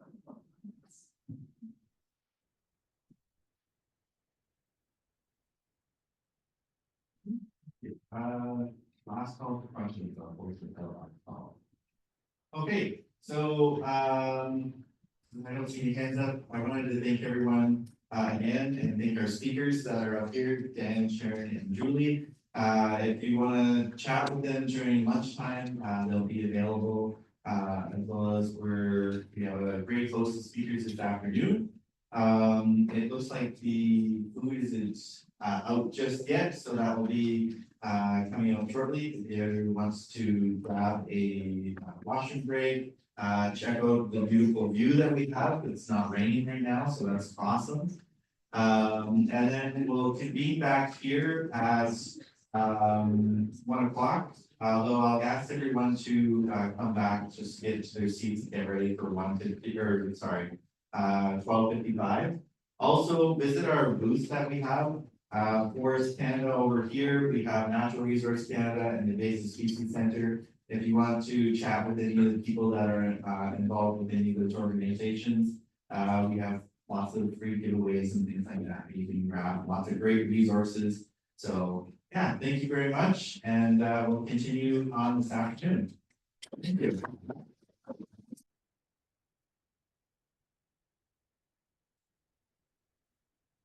Okay, thank you, everyone.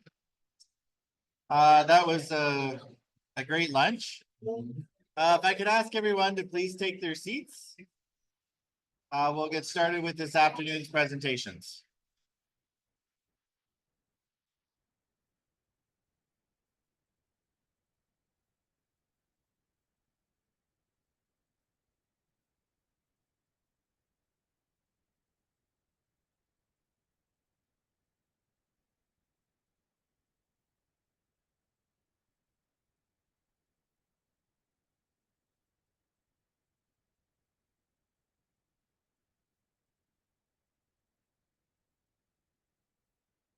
Okay, we're gonna get started right now. I just wanted to welcome forward Dan McKinney. Dan McKinney is a scientist and a director of Integrated Ecology and Economics Division at the Great Lakes Forest Research Centre, Canadian Forest Services in Sault Ste. Marie. He has a PhD in forest economics and policy from Australian National University, a master's in resource economics from University of Guelph, and a bachelor's of science in forest research from Texas A&M University. His research interests include climate change, behavioral economics, cost-benefit analysis, and various aspects of forest degradation and health. So, Dan? How do we come up? I'll put the clicker right there. Okay, then you read the page up and go. No. This laptop. Oh, okay, okay. All right, thanks. Just to be clear, I am Canadian, if it makes a difference. Okay. So, yeah, I was asked to talk about recent updates that we did on the plant hardiness zones of the country.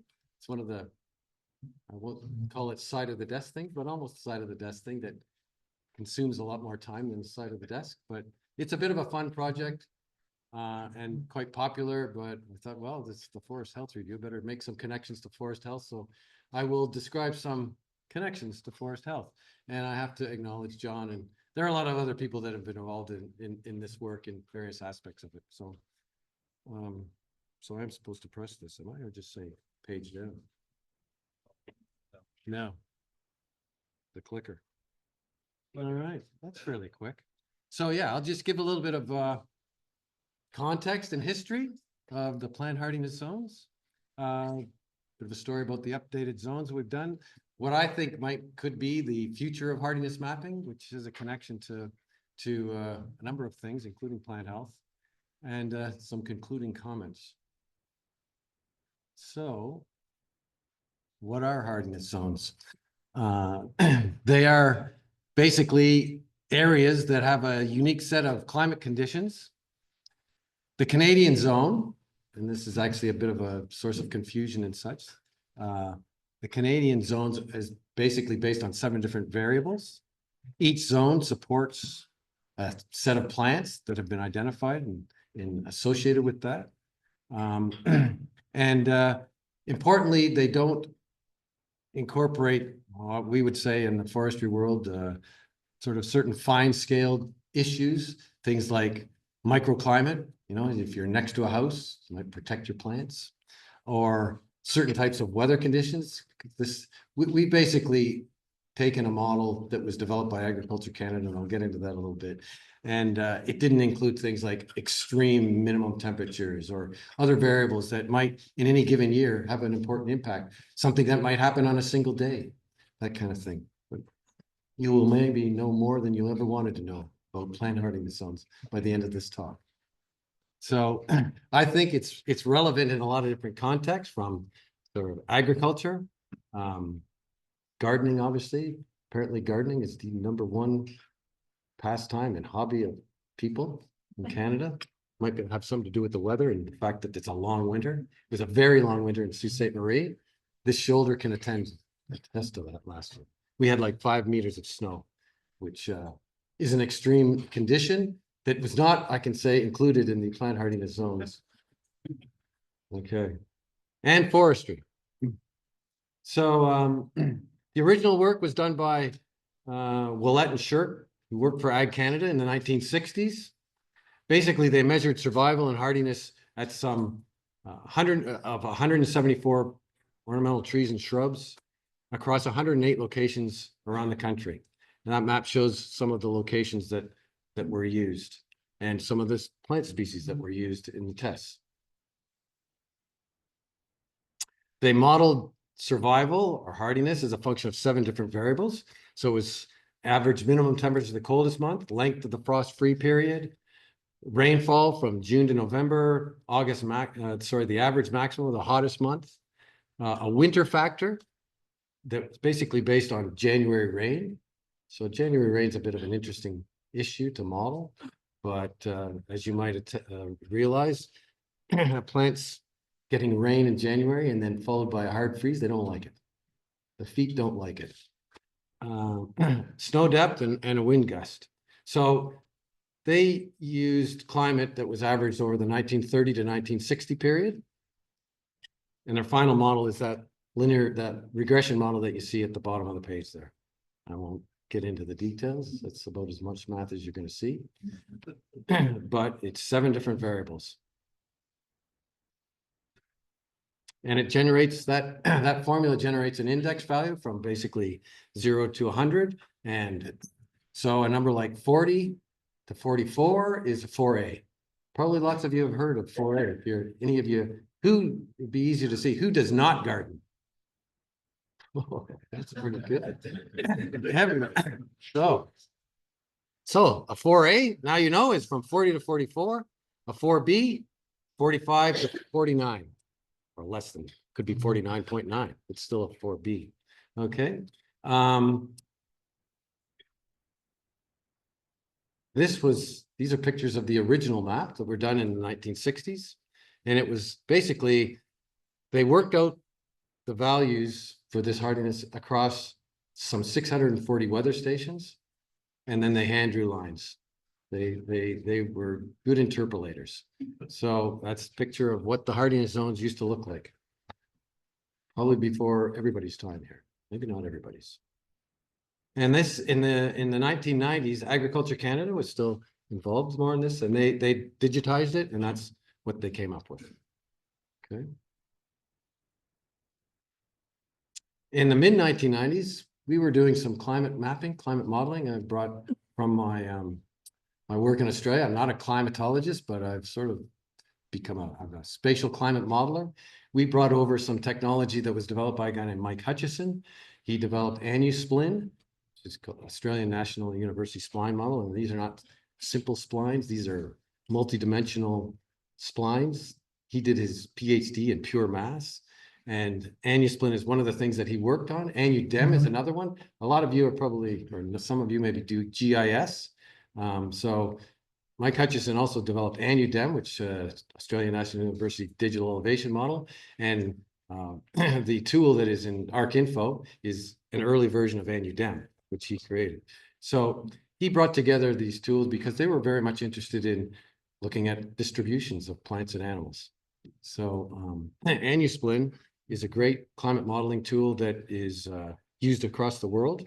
And we've basically implemented it in Canada. We've developed spatial climate models for lots of different variables and time steps. So things like 30-year averages and historical monthly, historical daily. I guess I'm sort of proud to say that our daily models are actually used to help calibrate the GCMs that are used when you look at climate change scenarios. They have to be calibrated for past history. And people that do that, they use our models to calibrate the GCMs. So we can, with these models, generate estimates at any specific location. So people have research plots and, hey, what was it like May 1954? We can generate an estimate. Because there's never a weather station out there where you want it.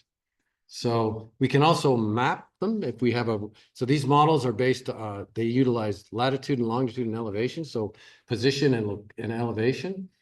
So a DEM is a regular grid or a map of latitude, longitude, and elevation. So then you can generate nice maps.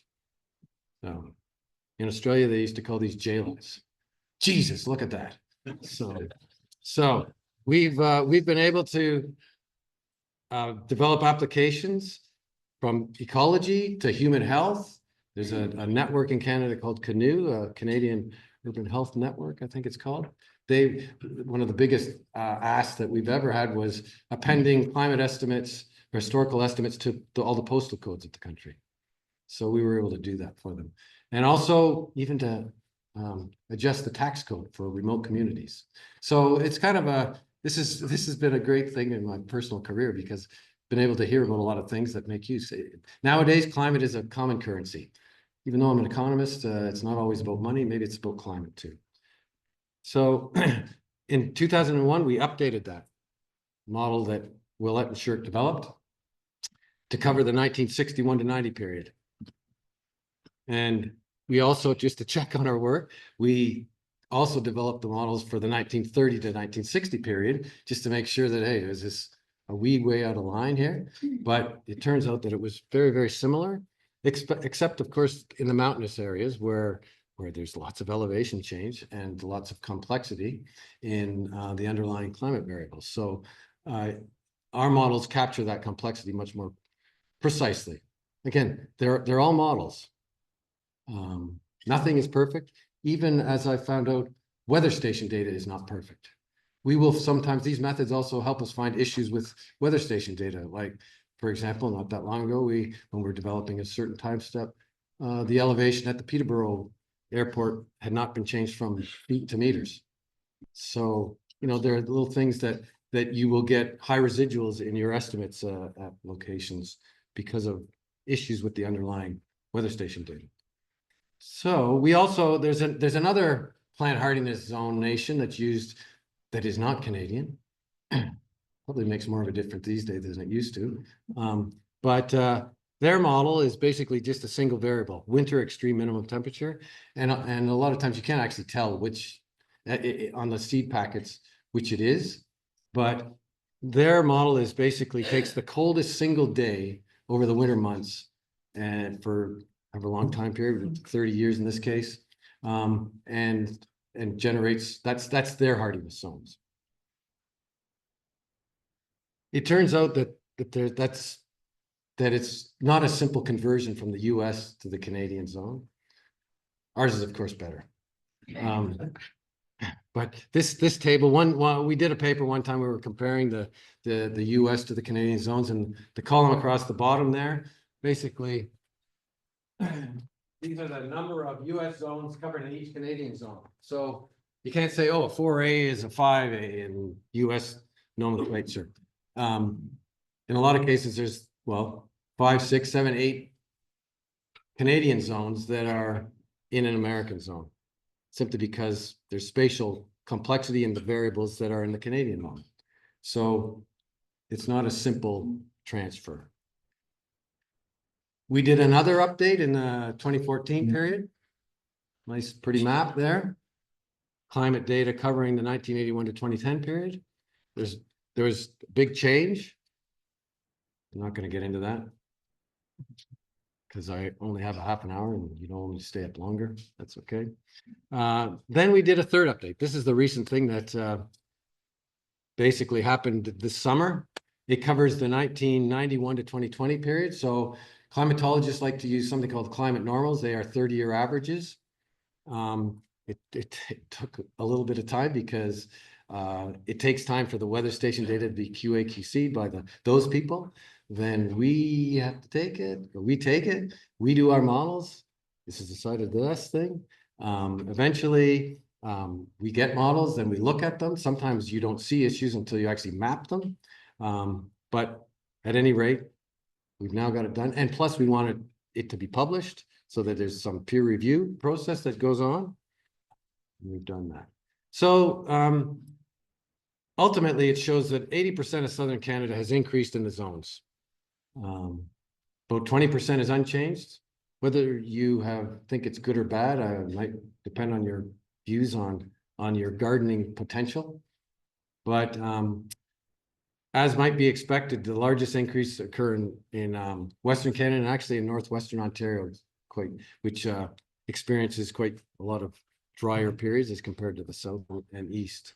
And there are actually some declines, which perhaps is counterintuitive, But one of the things that apparently is happening is icebergs are spawning from the Arctic and they come down the East Coast. It actually causes some cooling. So we've got now a 9A zone in Victoria and Vancouver. There's a 7A in Nova Scotia. And there's even a 7B in deep southern Ontario. Who's from Essex County? I grew up in Windsor, so there's a milestone for that part of the world. And things generally are changing in a lot of places. But remember the index. So it turns out, like, for example, Owen Sound is was a 5B. It's now a 6A, but it was like a 59, went to 62. So that's not really a big change. So again, depending on one's risk preferences, and remember every year is different, and these are 30-year averages, depending on whether you want to be kind of ahead of the game or a little bit risk averse, you could perhaps start trying to use plants that are known to be okay with 6A in a place like Owen Sound. One of the things we did was look at what caused the changes, and that, I guess it's light blue. The main drivers were changes in the minimum temperature of the coldest month, the frost-free period, and the average maximum of the hottest months. So those are all things that you would anticipate also affect, well, tree distributions and also pest distributions. I won't get into too many details because I want to talk about some other things. So yeah, here are some actual examples of things that perhaps may be opportunities in certain parts of the country. Apparently we can maybe grow pawpaw in Sault Ste. Marie.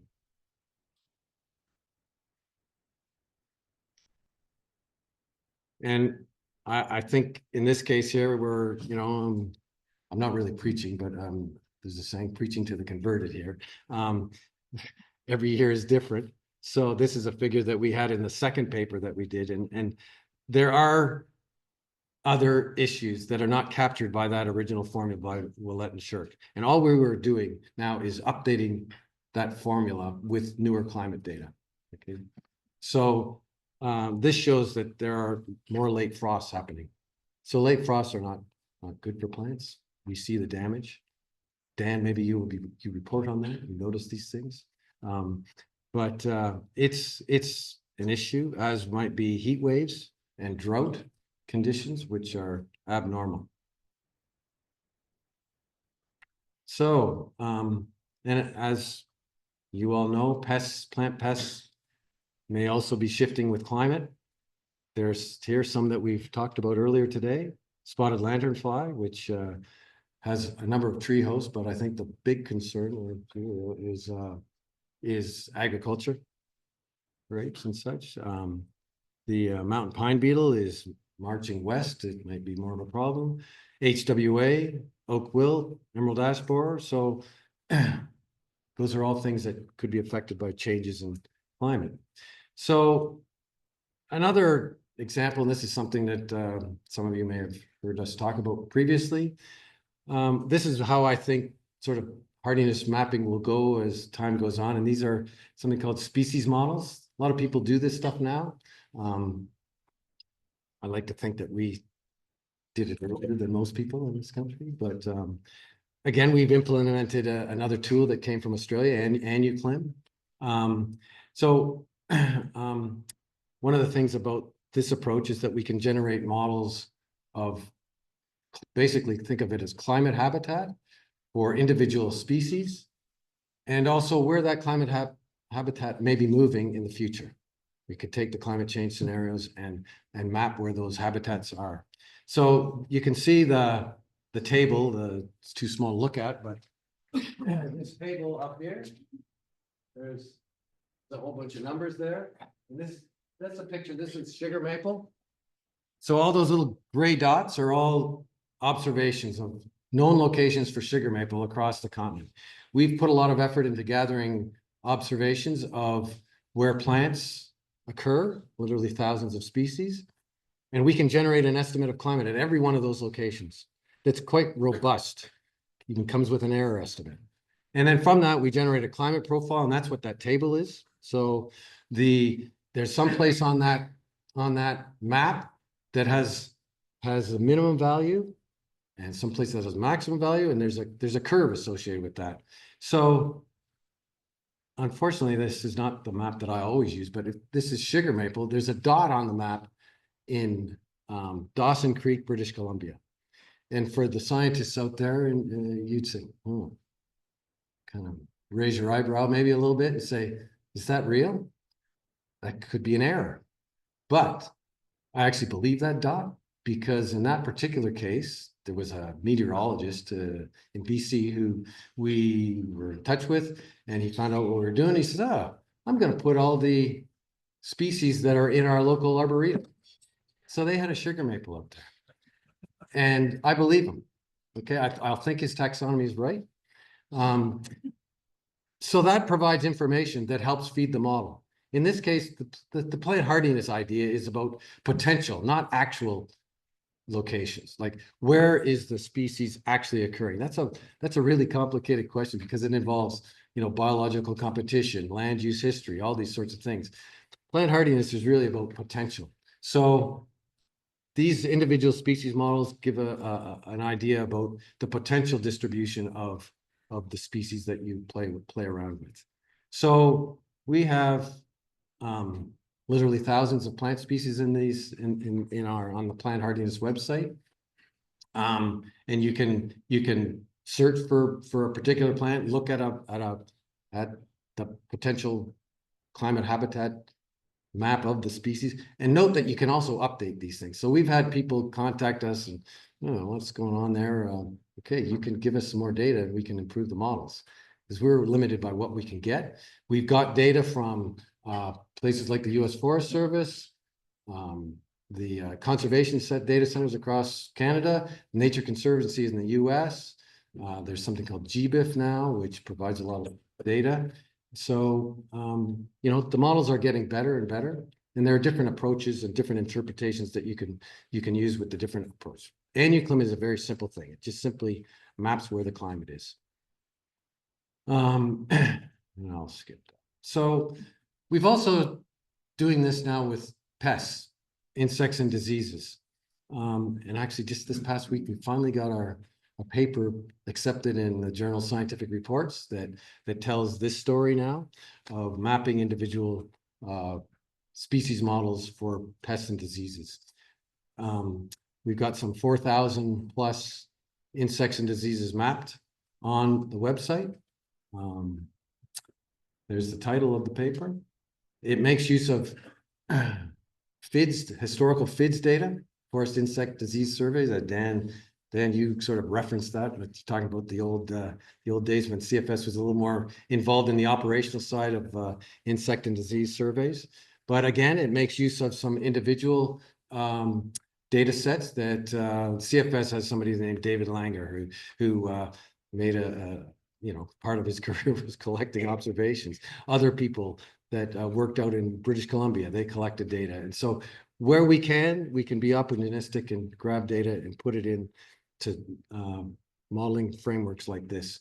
And we can also, in this case, on the website, we don't show global estimates, but we're pulling now with the World Wide Web. You can gather data from across the world. We've helped CFIA with some of their risk assessments and generate maps of where does the climate in Canada look like. We know these organisms survive in other parts of the world. So that's what this website does. There's the link. And we've actually used some of these things for some of ours. I'm somebody, I guess, who likes to think about the big picture at times, but hopefully some of this stuff is useful at operational scales. So one of the things we've done is generate sort of economic impact assessments of some of the big problems that are occurring and pending. We did some work with emerald ash borer. We also have a model there to treat or not to treat. At what point do we say we're going to cut our losses and let things go and cut the trees down, or we're going to try to save it with things like triazine and other approaches. So we've done that kind of work for emerald ash borer, oak wilt. Sharon helped us. She was involved in that. Asian longhorn beetle. Hemlock woolly adelgid is our next sort of project.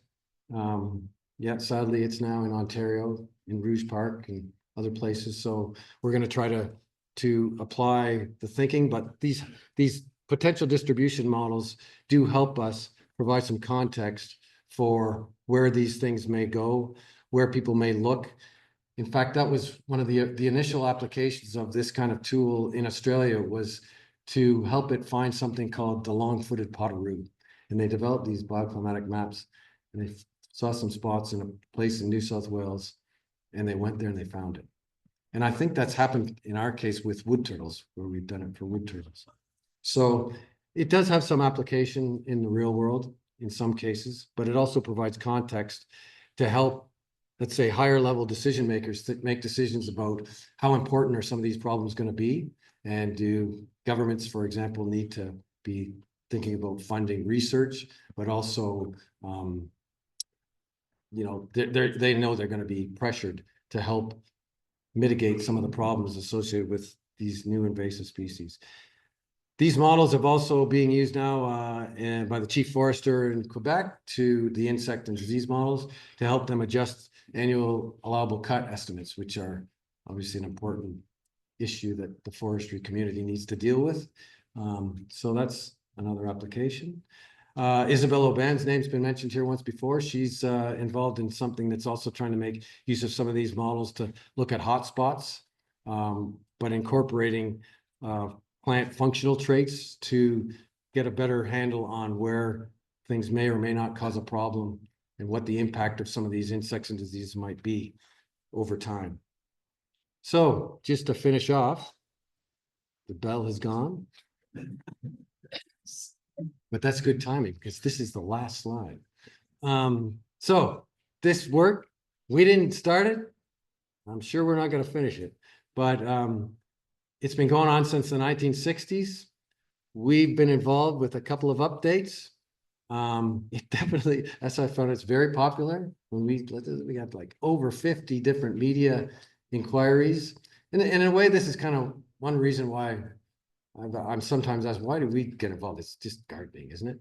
But the species models and the actual interest is something that I think helps with communication efforts. I think that was talked about, and how to inspire people. Not that the work is, but it's definitely of interest and captured by a lot of people.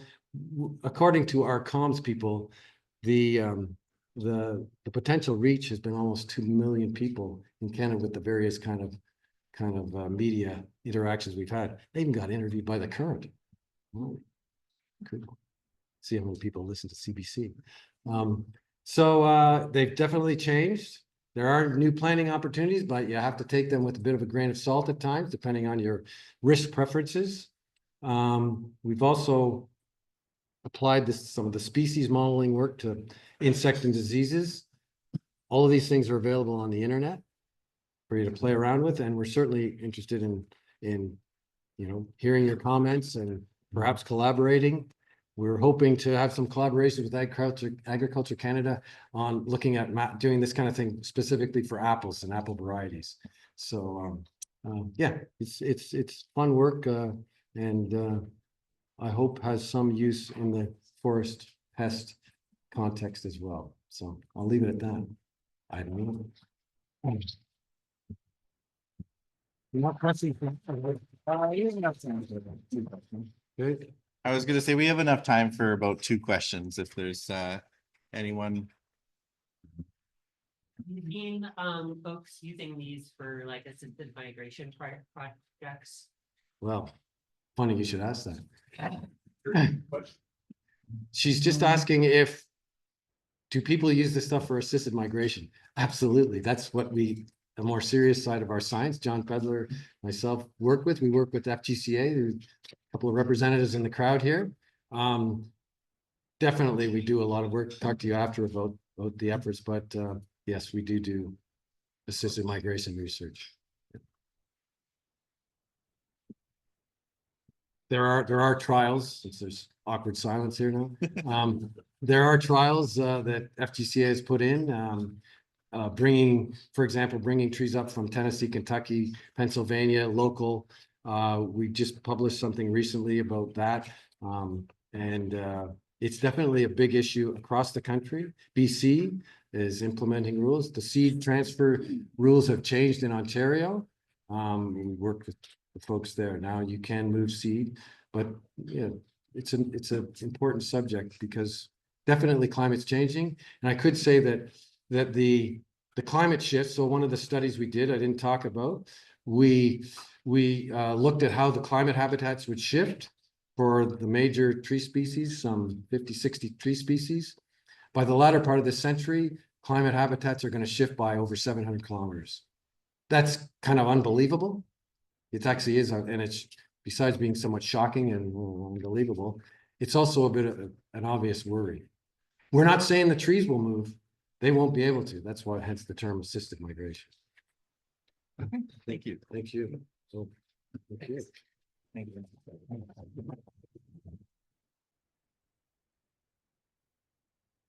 Okay, our next speaker is Allison Windmill. Allison is a field solution specialist for forest and ornamentals for Lallemand Plant Care. In her role, Allison works on testing microbial solutions that are field-led and scientifically supported for a range of applications, mainly in the commercial and urban forestry markets. Her previous work in the company includes developing and implementing municipal forest health monitoring programs and a forest health volunteer program. Allison is a registered professional forester and holds a Master's of Science degree in forestry from Lakehead University.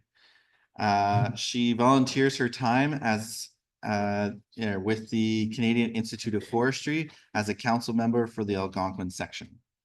Thank you. Bring Allison to the floor.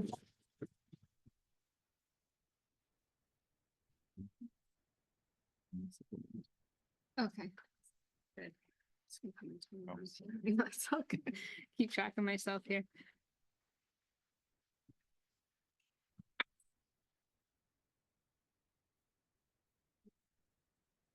I'd adjust this a little bit for myself. Okay, so hi, everybody. Thank you so much for having me here today. As mentioned, my name is Allison Windmill, and I'm the Field Solutions Specialist with Lallemand Plant Care for Forestry. And I'm going to be reviewing with you a few examples of how Lallemand is working to support healthy forests. So in the window of time that I have with you, I just want to briefly introduce who is Lallemand. When people hear this name, they often think, who is that? As well as our Urban Forest Health Services team.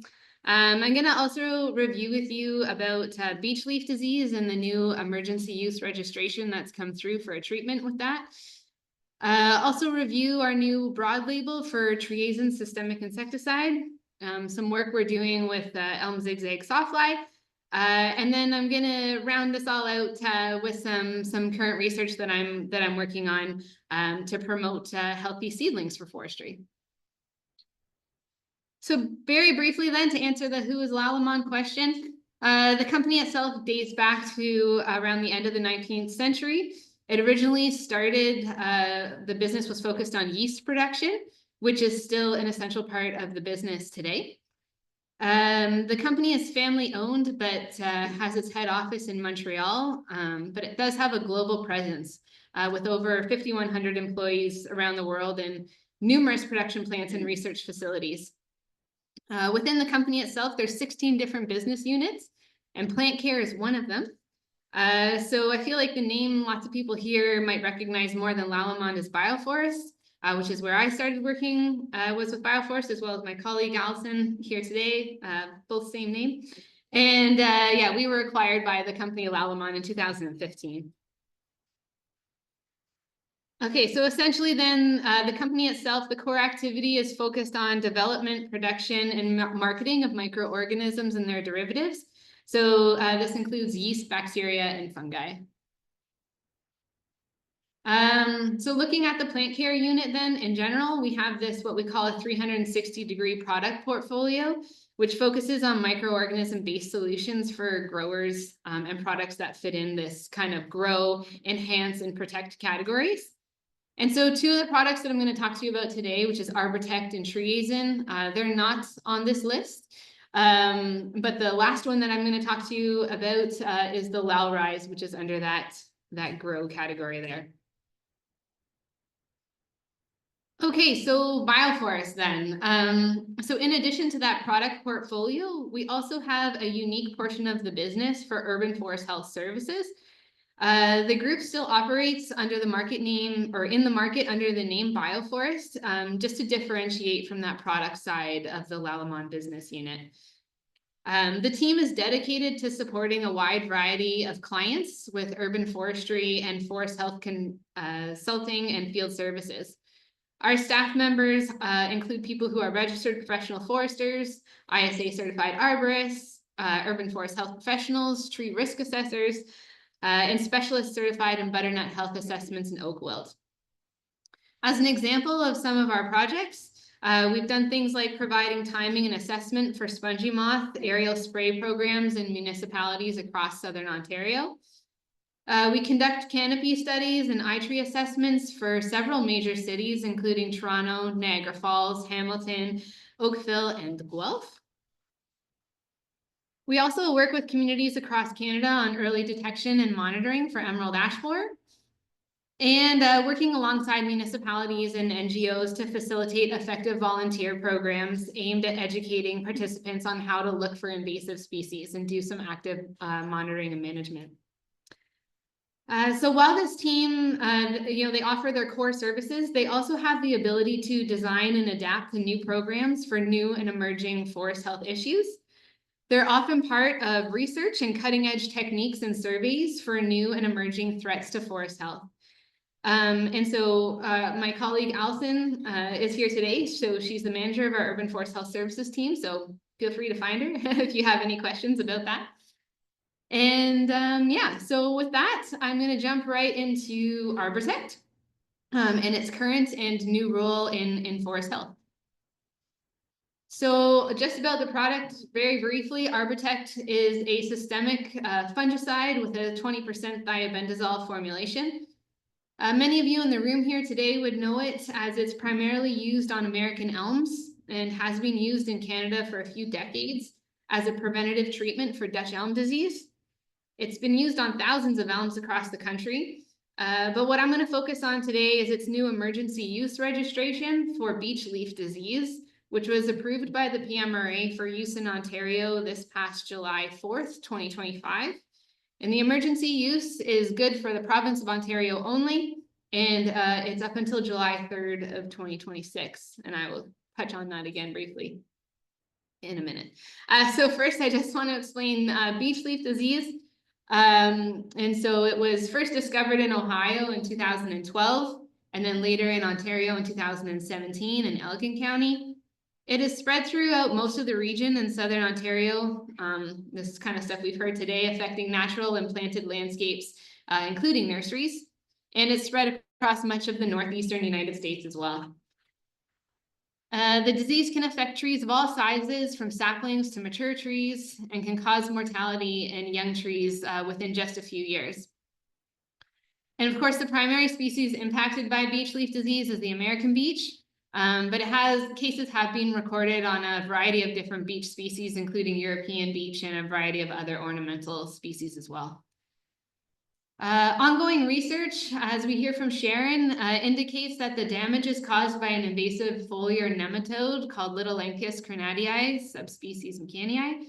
And these microscopic nematodes, they inhabit the leaves and the buds of beech trees.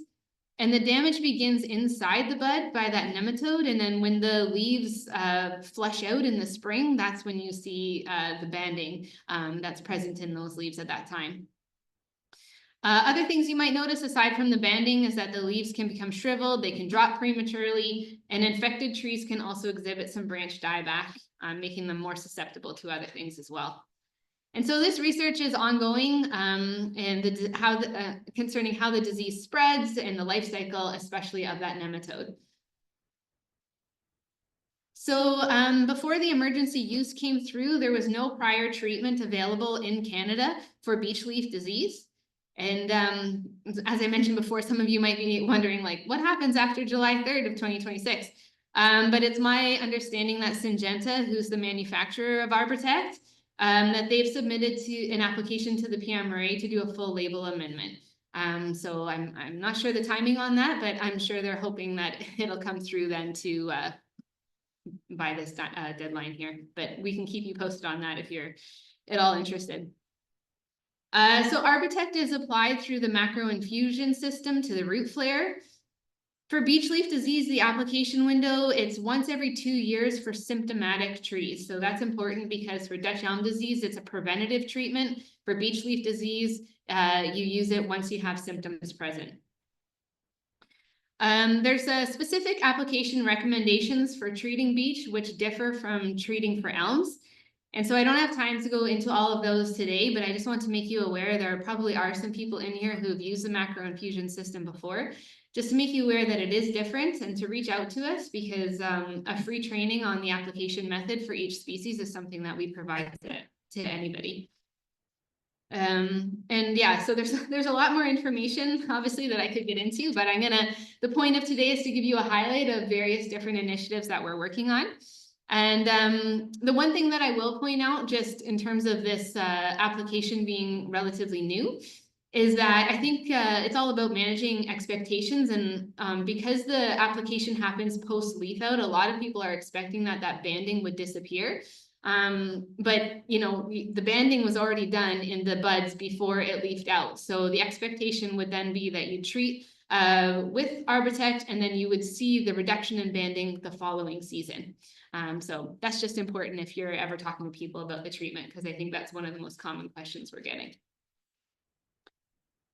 Okay, so for treason then, I'm sure most of you here today are familiar with treason as its use against emerald ash borer. But as of February 12th, 2024, we had some changes to our label and some new pests have been added. So in case there's anyone who doesn't know about it, treason is a systemic insecticide with an azadirachtin formulation. It's OMRI listed for organic use, and it has to be ingested to be effective. So as I mentioned, its active ingredient is azadirachtin, which is derived from a botanical source. And it is toxic to a wide variety of insect pests, but it has a very low toxicity to birds and other mammals. Treason can be used on coniferous tree species and on deciduous tree species against a variety of pests, and it's applied through tree injection through the ecoject system. So it works in 2 ways. The first is a growth regulator, and then it also works by reducing egg laying and the viability of the eggs which are laid. So once treason is injected into a tree, it moves up the vascular system and translocates throughout the canopy. And then any wood boring larvae ingesting the product within that vascular system will then not be able to molt into their next instar. Additionally, any pests that might be feeding on the foliage or sucking sap from the branches, when they ingest the product, the same thing will happen to them. And if those are adult feeding females, then the ingestion of the product then leads to reduced egg laying, and the eggs that are laid are less viable. So without further ado then on the product, this is the new label. This is the current list of registered pests for treason. The new pests that were added are highlighted with a red arrow along with their respective application rates. So the change now is that it includes all agrillus beetles. So it's not just emerald ash borer. It includes other things like bronze birch borer, two-line chestnut borer. All the agrillus beetles are on there now. Same with all aphids, including linden aphid, brown-tail moth, and beech leaf mining weevil. And for products that are registered with PMRA, such as treason, efficacy data is required for these products. So our label has been built from extensive field trials and laboratory trials, coupled with existing scientific literature. And again, I don't have time to go into all the data behind these, but just mentioning out there that we do have tons of literature available on the product, on the environmental profile of the product, risk to non-targets and all that kind of stuff. So if anyone wants to know more about a specific pest or about the profile of the product, please reach out to us. So now you know that we have some new updates on our label, and so perhaps more tools in the toolbox then to deal against some of these issues that are facing our forests. So still on the topic of treason, I wanted to highlight a demonstration trial that we're doing. While treason has been registered for use against all sawflies for quite a while now, to our knowledge, it hasn't been used to control elm zigzag sawfly, which is a relatively new pest moving throughout the province, causing repeated and severe defoliation in some locations. So this is just an illustration of how effective treason is against elm zigzag sawfly. This demonstration trial was conducted this past summer in partnership with York Region. And we saw a significant difference between treated trees and untreated trees, including much less feeding, significantly fewer larvae, and much healthier trees overall. And so we just wanted to highlight this as an effective option for controlling elm zigzag sawfly outbreaks, and as well as on individual elm trees. And just so you know, the picture looks perhaps like it's taken in an opposite perspective, but that is the same street. So the pest pressure there was the same. It was just trees were randomly assigned to being treated and untreated. So. Okay, so the final thing that I wanted to present to you today is some research that I'm currently doing right now. And that's on a product called Loudrise Vita. And so this product, I'm looking into its research and potential use for tree nurseries. Often at these events, we're hearing a lot about biotic and abiotic stresses and pressures that are affecting our forests. A lot about tree mortality and that kind of stuff. And so what's interesting is this research that I'm doing is going to promote creating healthy seedlings to regenerate our forests. And so, yeah, I'm very passionate about this and something I've been working on for several years now. So what is Loudrise Vita then? It's a plant growth promoting microorganism that's uniquely formulated with a microbe called Bacillus velezensis. It has several modes of action, including rapidly colonizing the plant roots for quick establishment and growth. This enhances nutrient availability to the plant, improves root structure biomass, and the key here is that it actively releases fixed phosphorus into plant available formats. The key benefit of it is it includes the ability to promote plant establishment through improved root vigor and nutrient availability, and subsequently improving growth and quality in young plants, increasing crop homogeneity, height, caliper, and root mass. This product has a long history of being used in the agricultural industry already. It has a long history standing. So I'm just taking it to a new market here and looking at it in tree nurseries. I've got lots of research that I could share with you, but I decided to just in general show some of the highlights that we found. And so over the past several years, we've found statistically significant results, improving growing of the plants like caliper, height, dry root weight. We've also done a lot of work looking into the impact to the growers themselves and to the tree nurseries. And so by adding Loudrise Vita to their programs, we've been able to actually reduce waste in nurseries. So trees that were too small, that didn't meet the qualifications to move on to either selling or to the next phase in nursery production. So say a nursery is growing grafting rootstock, we're able to increase the caliper so that more plants actually qualify to that next stage of production. So this work is all about promoting healthy seedlings that have a denser root mass, more fibrous root mass, nice, healthy, more high quality seedlings for outplanting.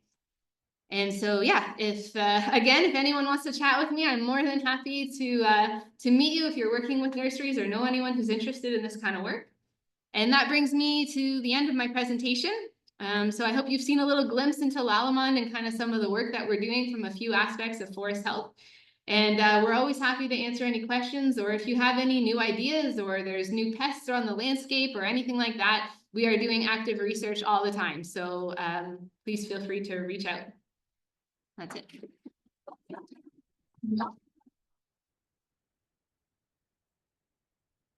Thank you very much. I think we have enough time for one question. If not, then you can see, oh, Sorry, does the pesticide for the beech leaf nematode, is the nematode still found after treatment? Or does it mainly like, just improve plant health? No, so it's a systemic fungicide, the thiabendazole, the Arbortex. Yeah, so it's a systemic fungicide, but it has nematicidal properties. So yes, it targets the nematode specifically. Okay. Yeah. Yep. thank you very much. Yeah. We have a little gift.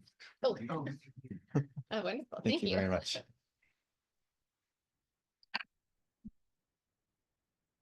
Thank you. So, our next person is Lee Merrill. Lee is a terrestrial restoration coordinator at the Credit Valley Conservation, where he leads the invasive species management and habitat structure program, including the coordination of early detection and rapid response efforts for the invasive forest pests. Lee has been with the CVC for nearly a decade on the terrestrial restoration team. Lee has gained extensive experience managing invasive species in the field. He started working with the invasive species management crew, then becoming a project lead as a technician. And for the last 3 years, he has been the project coordinator for that group.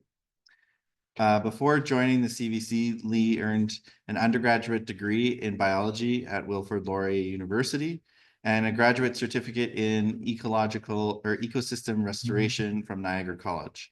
Outside of work, he enjoys spending time with nature with his family and dogs. So please welcome Lee.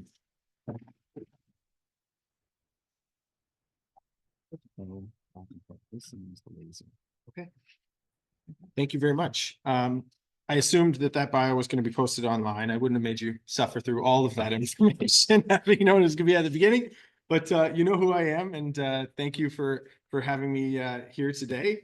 Yeah, my name is Lee, and I'm going to be talking a little bit about our early detection monitoring program. You're going to notice that a lot of it is covering some of the same content that was in some of our morning presentations. So bear with me. I did think about just coming up here and saying ditto on some of it, but I'm going to make you suffer through some of it. Largely our invasive species management program is focused on plant management, but another aspect of it is early detection monitoring for high-risk forest pests. And I'll mention that this work that I'm going to talk about today is supported by the Invasive Species Centre and the Invasive Species Action Fund. And they asked me to give this presentation as an example, I think, of hopefully it's representative of something you could apply for funding. It's going to be a little bit more of a perspective from a localized scale compared to some of the efforts that are happening on a larger scale that we've seen today. Is that going to change? Maybe. Okay. So yeah, first I'm just going to chat a little bit about who we are at Credit Valley Conservation, and then going to give an overview of the stuff that you've potentially already heard this morning and probably already were aware of even before that. But I'll talk a bit about oak wilt and hemlock woolly adelgid from CVC's perspective. And then I'm going to talk about the stuff that the ISC has supported us with. So our early detection monitoring program, our action plan development, and then I'll look forward at kind of the impact that this project has left us with. So I won't get into too much detail here, but CVC, we're one of 36 conservation authorities, and our mission is to protect and restore the Credit River watershed through science, education, policy, and action. So this is our watershed. It's about 1,000 square kilometers, stretching from Orangeville down to Lake Ontario in Mississauga. I'll mention that it's part of the treaty lands and the territory of the Mississaugas of the Credit First Nation. And it's also part of the traditional territory of the Huron-Wendat and the Haudenosaunee, and home to many First Nations, Métis, and Inuit peoples today.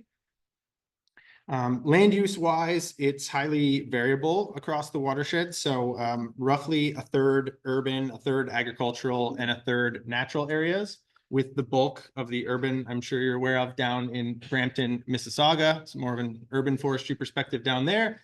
And the bulk of the agricultural and natural areas up in the north of our watershed. So a bit more of a traditional forestry perspective up there.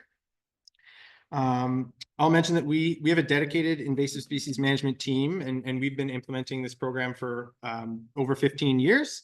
I mentioned a lot of that is plant management, invasive plant management, but also looking into forest pests as well, what we're looking at today. And we also have an invasive species strategy that was updated in 2020, and that kind of guides the work that we do. You can find that on our website. Oops, I totally pressed the button instead of this. Hopefully I didn't mess things up.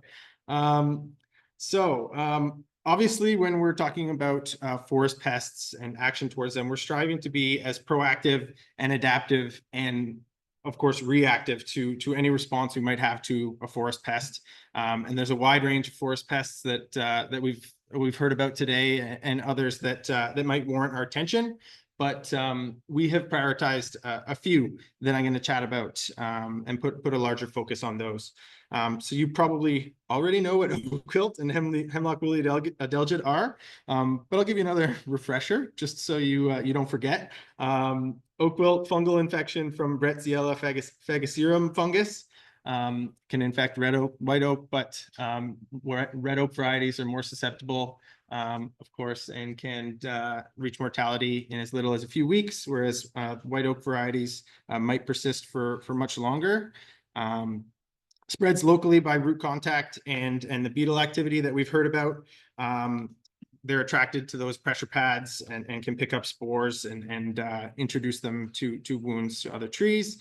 And then, of course, human-aided movement of firewood and other activities are important vector as well. Obviously, oaks, super important hardwood species in our natural forests and in our urban canopy cover. So the impacts it could potentially have are definitely concerning. Hemlock woolly adelgid, it's a small aphid-like insect, attaches to the underside of the base of the needles on hemlock trees, and it feeds and deprives the trees of nutrients and leads to mortality usually over a number of years. Spread by hitchhiking on wildlife and human-assisted movement. A lot of the time it's birds, and that, of course, makes it really hard to identify new potential infection centers. It's fairly random and hard to predict. Hemlock trees also a really important component of our natural forest cover, less so in our urban forest cover, but they support a variety of wildlife with food and habitat. They, of course, stabilize ravine slopes when they grow in those habitats, and they cast a lot of shade, creating kind of cooler microclimates and leading to cooler water temperatures in our streams. So you'll never forget any of that, I'm sure. So the impacts themselves, that's a lot why we prioritize things that we might want to implement detection efforts towards, but also their proximity and where they currently are.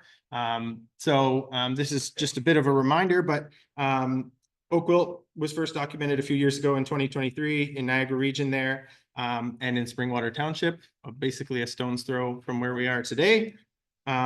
That's about 45 kilometers on either side of our watershed that you can see in the middle of the map there. And then all the other known detections down in the US. If we look at this map, most of the major transportation routes to get up to where we are today go through our watershed. And if it was aided and transported, it may have came through our watershed, and that was concerning to us. With hemlock woolly adelgid, it was first documented in Ontario in 2012 in Etobicoke, and subsequently in the areas of Niagara as well.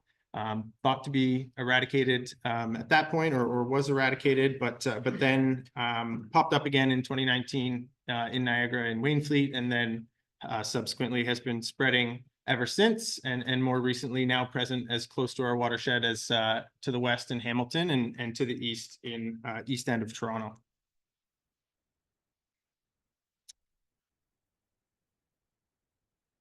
Okay. Oh, oopsies. Is that going to go back? There's a small delay. There we go. Sorry. The stuff that the ISC has helped support for us is our early detection program, and we've submitted that project to the Invasive Species Action Fund to support the program's expansion. And there's two main parts to the project that we've done. So the first is actual implementing early detection monitoring efforts, and then we've developed some action plans. So I'll just keep doing that and pressing the button. So I'll talk a little bit about those. If this time it will go. Okay, so obviously the purpose of implementing early detection monitoring efforts is to detect pests. So we wanted to detect oak wilt or HWA if they were present in our watershed. And to do that, we needed to first analyze kind of data to figure out where hemlocks, where oaks are in our watershed. And then we wanted to, of course, figure out which protocols and methodologies we wanted to use to survey for them, and then actually get out and do the monitoring. So we have existing ecological land classification and forest resource inventory data, and we were able to do a bit of an analysis overlaying that data to figure out where we had significant oak and hemlock populations, and then generate some mapping like this of our target areas that we wanted to actually monitor in. So our data analysis revealed about 52 hectares of surveyable oak forest, which equated to monitoring at 28 locations spread across 13 properties. And then we had about 42 hectares of surveyable hemlock forest, which equated to 25 survey locations across 12 properties. Of course, I'll mention that this is public property data. So our goal is obviously we want to detect it in the watershed, and public engagement might play a role in that. But as far as our efforts, we have those limitations on private property and the potential presence of the pest there. So this data is mostly on our properties, CVC property, as well as some other partner public organization properties.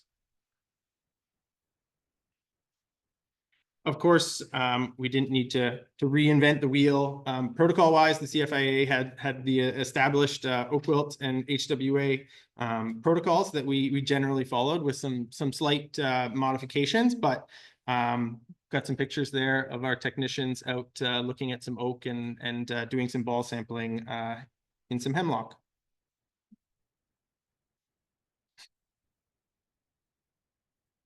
And we've also got one of our assistants there setting up one of the eDNA HWA traps. We received 5 of those through the HWA monitoring network program, which is great. And of course, good news, you would have heard about it if we found anything.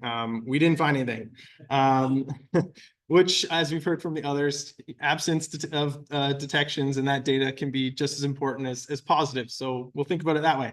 And we were out doing our HWA monitoring in April and May when those woolly masses are nice and visible.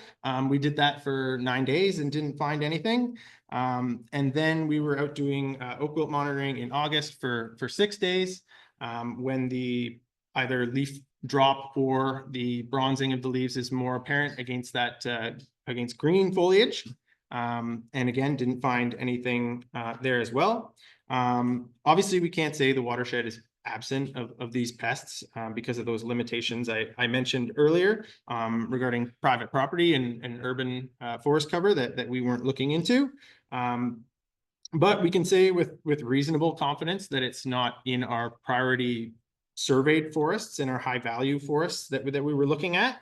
And for oak wilt more specifically, but also with a lot of other forest pests, having that baseline absence and assessment data can be really helpful with a future diagnosis, especially with some of them when other causes of decline can look very similar to the pests decline caused by the target pest that you're looking at. So we have a lot of that data. So the second part of the project was to actually implement and develop our action plans. So the general purpose of these are to be prepared as we can be for an introduction, and then define the sequence of kind of steps and responsibilities if we do have a detection in our watershed. So we had a lot of internal discussion on what these documents should look like and what they should include. Talked to a lot of other organizations and got some input from others that have documents on these along these lines. And so as part of the 2024 ISAF cycle, we wrote our oak wilt action plan, and then currently as part of the 2025 ISAF project, we are writing our HWA action plan, which we're aiming to have done within the next few months. So I won't go into too much detail on what they are, but they're internal documents, and they summarize these target pests and the significance from CVC's perspective. So they have details on early detection monitoring. They include our data and our analysis of our target areas, baseline monitoring results from our initial analysis of our target areas. And then they have proposed annual monitoring schedules and resources required for that, and the methodology that we want to use.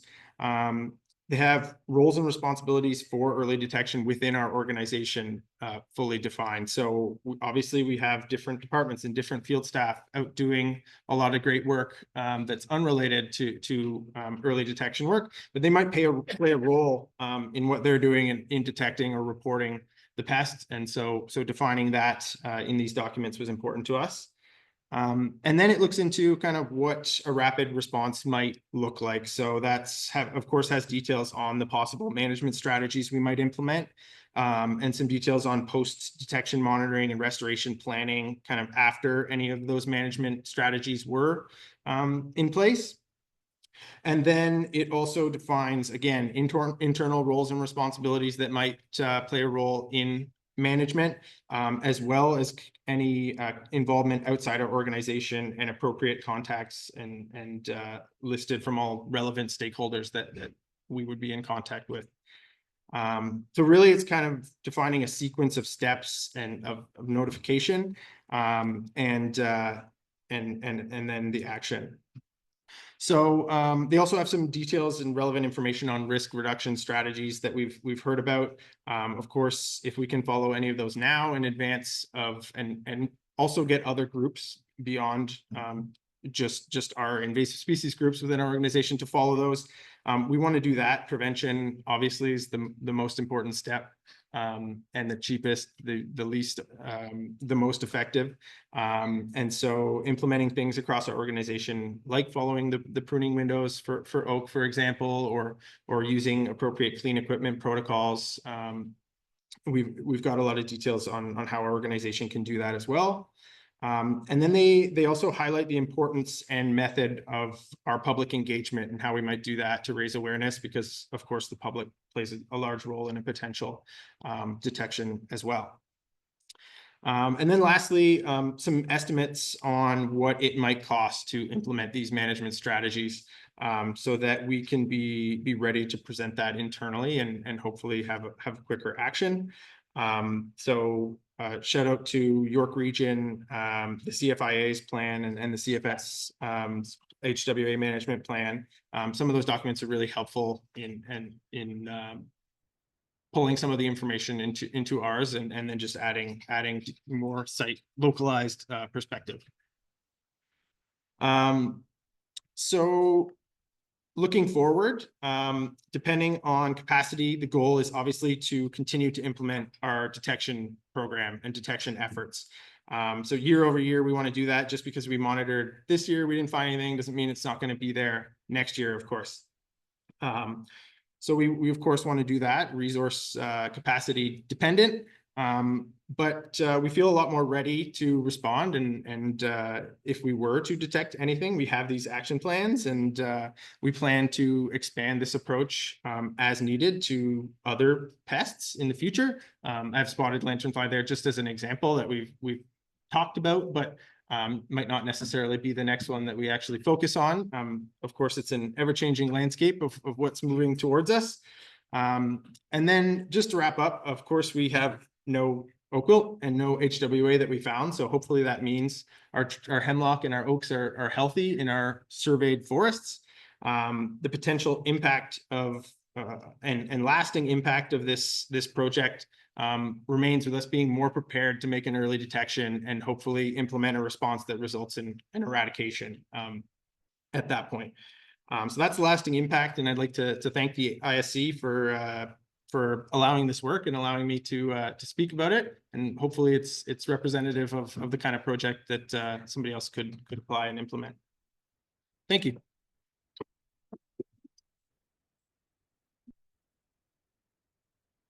Thank you very much. I think we have enough time for one question, if there is one question.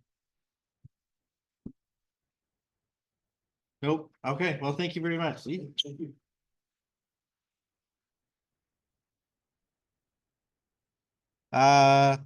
So we're almost done for the day, but we have one final speaker to come up. Margaret Scott. Margaret Scott is a forester for the West Wind Forest Stewardship. She joined West Wind in 2017 after completing a master's in forest conservation from the University of Toronto. Margaret is involved in forest management, planning, silviculture, and forest operation prescriptions at West Wind. So I'd like to bring Margaret up. Thank you very much.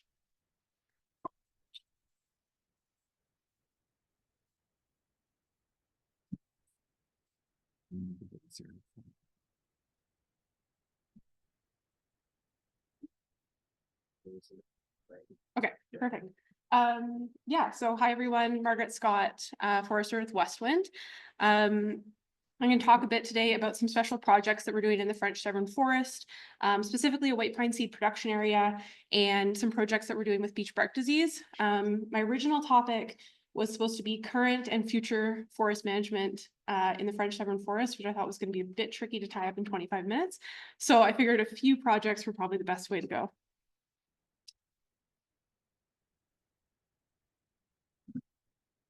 There we go. So your first question might be, what is West Wind Forest Stewardship? So we're the SFL for the French Severn Forest. And for those of you less familiar with Crown land, an SFL is the Sustainable Forest License holder. So we're doing the forest management on Crown land. So we do the forest management planning, we do silviculture, we're overseeing and doing compliance on harvest operations, as well as doing the monitoring and reporting afterwards. We don't actually do any harvesting ourselves. So we have about 20 or so operators that have overlapping licenses with us, and they go out and do the harvesting after we've done the prescriptions and overseen the tree marking, and we ensure that what they're doing is sustainable. Some of the things that make West Wind a bit unique is that we were the first large public forest that was certified by FSC back in 2002 in Canada. We're not for profit organization. And then we also have a community-based board of directors. So we do have industry reps, but we also have community reps and an Indigenous representative on our board of directors. In terms of where we are, you'll see on the map, we fall between Algonquin Park and Georgian Bay. If you know the area kind of from the French River down to the Severn River, and that looks like quite a huge area. But we don't do any work on First Nations lands, parks lands, private land. We also have a lot of beautiful water near us. We don't do anything in there. So that does reduce the area that we're doing forest management on. Aside from kind of those general forest management activities that we do some special projects. And one of them is this white pine seed production area that we did in partnership with the Forest Gene Conservation Association. It was created to assist in climate resiliency by establishing a future seed source with mixed sources from warmer climates. So we're looking for a seed source in the future that seed is going to be better adapted to what the climate is going to be in the future. And it's based on SeedRare, which is a program that helps us determine where we should be sourcing that from. And although its main purpose is a seed source, these seed production areas also kind of let us see and monitor how trees perform when they're moved, and also lets the FGCA monitor how their white pine seed orchard stock is doing under various conditions of these different seed production areas.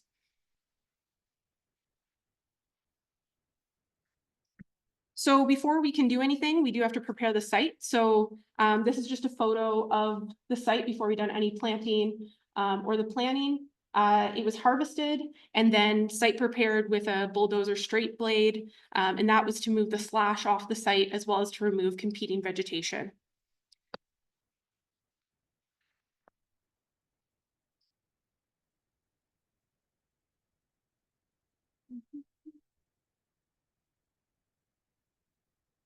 There we go. So the next stage, FGCA did kind of all the trial plot layout, the planning and the sourcing of the white pine. So a huge amount of work was done on their end for this.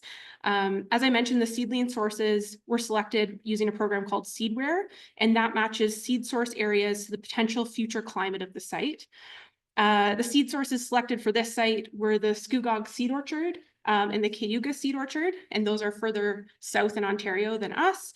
And then also we had 2 US sources, one in North Carolina and one in Virginia. We did receive additional approval to be able to plant those because obviously they fall outside of the seed transfer policy. You can see on the map on the slide here, each of the different colors represent a different seed source, and each of those dots represents a planting location. The planting locations were 4 meters apart, and there was 2 trees planted at each location. The Ontario sources were planted in fall 2021. The North Carolina trees were planted in 2022, and the Virginia trees were planted in 2023. And that was just due to when we could get, when we were able to get source and get those trees. So there's this main trial plot area, and then there's a second area. They're in the same general area, just off 2 separate roads. And between them, there's about 100 planting spots within the monitoring trial for each seed source, as well as additional spots outside of that. And then we also had, you can see all this orange, and there was more of it. We also had open planting of the Cayuga stock, just because we had some extra area site prepped, and we'd seen success in our area for that Cayuga stock.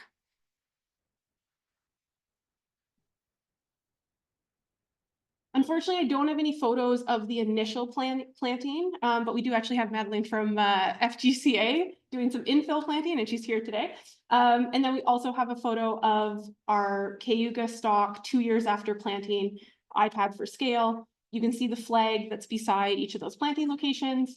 And then also I forgot to mention, there was stakes that kind of differentiate the different sources, so you can tell when you're on the ground what area you're in.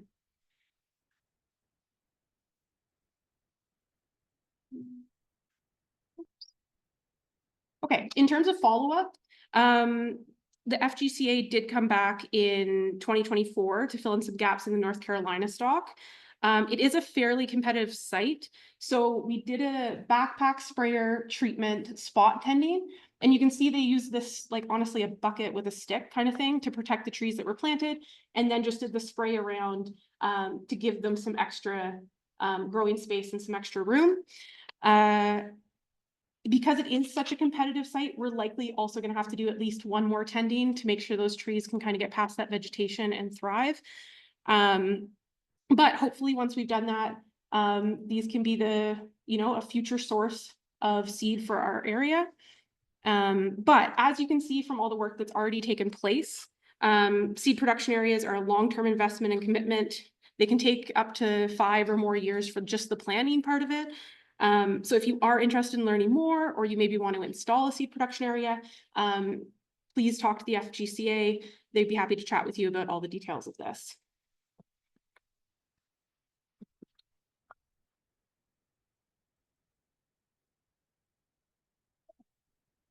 So next up, I want to talk about beech bark disease. I'm not going to get too much into the details of the disease because I think by this point, a lot of us have heard a lot about it, but just kind of a quick overview. It's a small invasive beech scale insect, feeds on the beech tree, and then along comes the associated fungus. It's kind of 3 stages we classify it as. There's the advancing front, you get that arrival, and colonization by the beach scale. And then we have the killing front, buildup of that scale infestation, abundant infection of the fungus, canker development, and then heavy levels of tree mortality. And then finally, the aftermath forest, and that's characterized by you have less scale populations, but and just pretty much residual defective declining trees, and maybe a few resistant or tolerant trees left, but that's kind of once it's already come through your area. It was first confirmed in our forest near Baysville back in 2010. And it's been really devastating for our hardwood forests that have like any significant component of beech. I should go this way. There we go. And because there is such an issue with mortality of beech, we have had to take a different kind of tree marking and harvest approach. So we can't take a wait and see approach in this case. We need to do something about it. That's what we've heard from US foresters as well, is like, we just have to go ahead and be doing things with this. If we leave a bunch of beech behind, we risk most of them dying before the next cutting cycle and not having a future viable harvest or even a future healthy forest. Of course, they are important mass trees for wildlife. Beech nuts are really important for like bears, deer, a bunch of different wildlife. So we don't want to cut them all, but we want to make sure that we're only retaining trees that aren't showing any sign of scale or disease. So, and how we're doing that is we're retaining no more than 5 to 10 beech per hectare. And we want to retain those only in 1 to 2 patches. And the reason we're only retaining them in patches is because we're hoping to reduce, and we'll talk about this a bit in a second, the amount of sprouting in the future that takes place throughout the stand. So we want to kind of localize it as much as possible. Yeah, and because we're not yet, most of our forest is not yet in the aftermath forest, we actually can't determine whether those trees are tolerant or resistant. You're having to wait until the aftermath forest to do that. So it's still possible that some of these trees that aren't showing disease may get it and die before our next cutting cycle. But there's also the possibility that maybe we'll find some that are resistant or showing tolerance.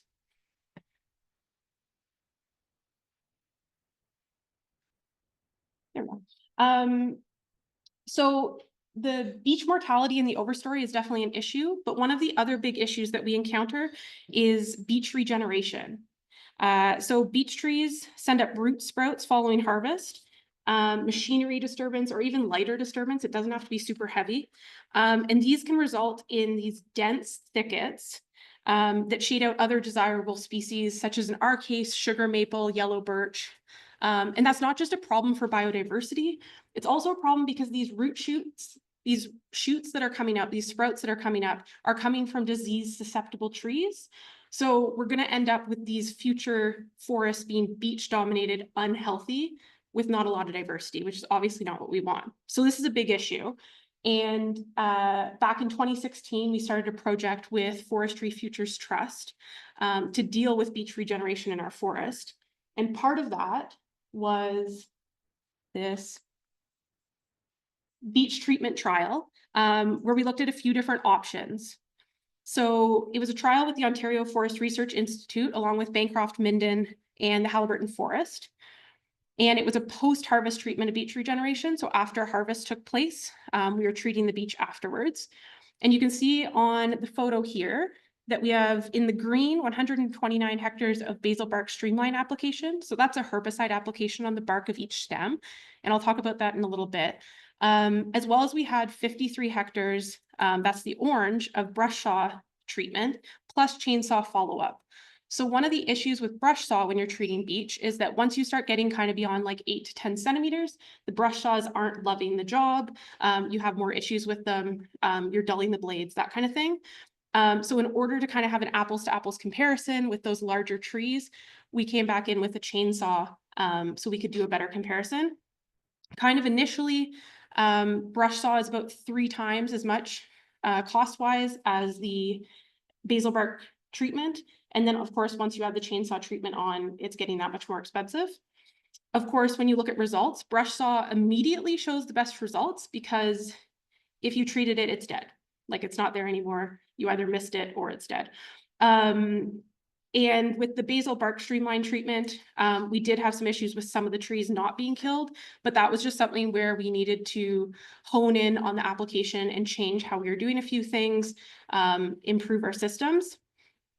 And this study continues to be measured as part of the OFRI study. I think they're going to be measuring it next year as the 10-year, and there should be a report coming out of that. Now, longer term, just like when we have been back to look, the brush saw, it's really bad for sprouting. So where it's been cut off, a ton of sprouts will come up, stump sprouts, and it's definitely going to have a retreatment in order to be successful in the future.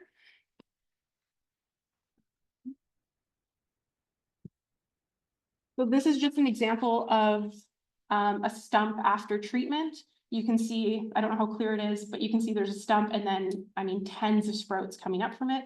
Anecdotally, we were back in here this summer, and it's actually difficult to tell that it was treated with a brush saw because you have to look quite carefully to tell the sprouts have kind of taken over and got to the size where they almost look the same size as the original stem. So you have to look quite carefully.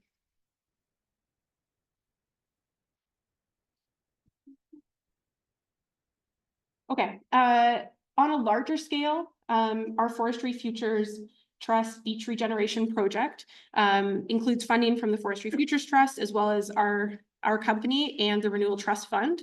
And we are doing that backpack basal bark treatment on about 200 to 300 hectares a year. Since 2016, we had 1 year where it was down to 125 hectares.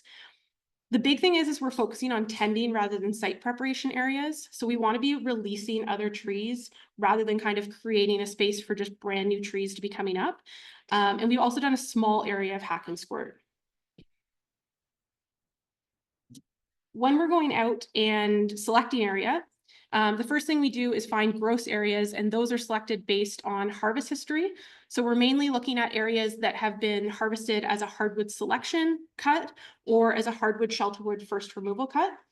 Inventory information. So if we have that classic hardwood species tolerant hardwood species comp with a component of beech, and or recommendation from Westwind reps. So when one of our representatives goes out, is overseeing a harvest or is doing a prescription, they may see some beech areas that they think this would be a good area to survey for potential treatment. So that's how we're kind of getting these gross areas. And then once we have the gross areas, we're going out and doing intensive surveys to determine where we want them to actually treat.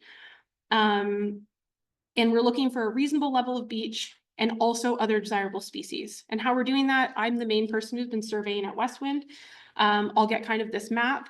I put parallel lines or curves or whatever you want to call them about 50 to 70 meters away, depending on time of year and visibility, leaf on, leaf off.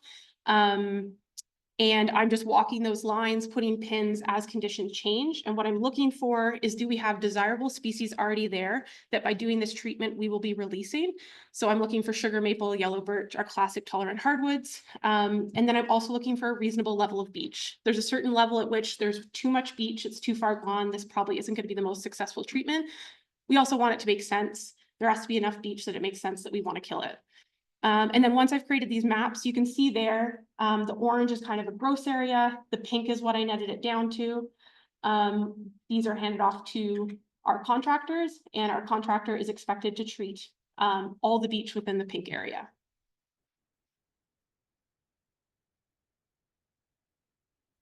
The actual treatment, the basal bark streamline treatment, is done with Garlon RTU, or ready to use.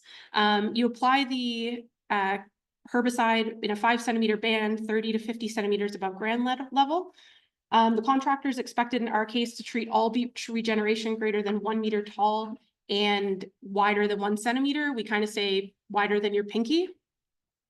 The directions, I stole this just from the video that shows you how to use it properly, says that if the stem is less than 8 centimeters in diameter, treat only one side of the stem. Larger stems up to 15, treat both sides. We found that we just need to start treating both sides in smaller sizes. We weren't getting a really important thing with beech treatment here is to get wrap. So you want that herbicide to wrap all around the tree. And you usually assume that there's going to be some natural movement of the herbicide by itself, but we found we weren't getting as much movement as we expected. And if you even leave a small opening between that herbicide, the tree is not necessarily going to be killed. So you really have to make sure you're getting the wrap of the chemical. And we depend on our crew lead to go through and check for that wrap and maybe adjust how they're doing things based on that, as well as check for any missed trees, because obviously those aren't going to be killed.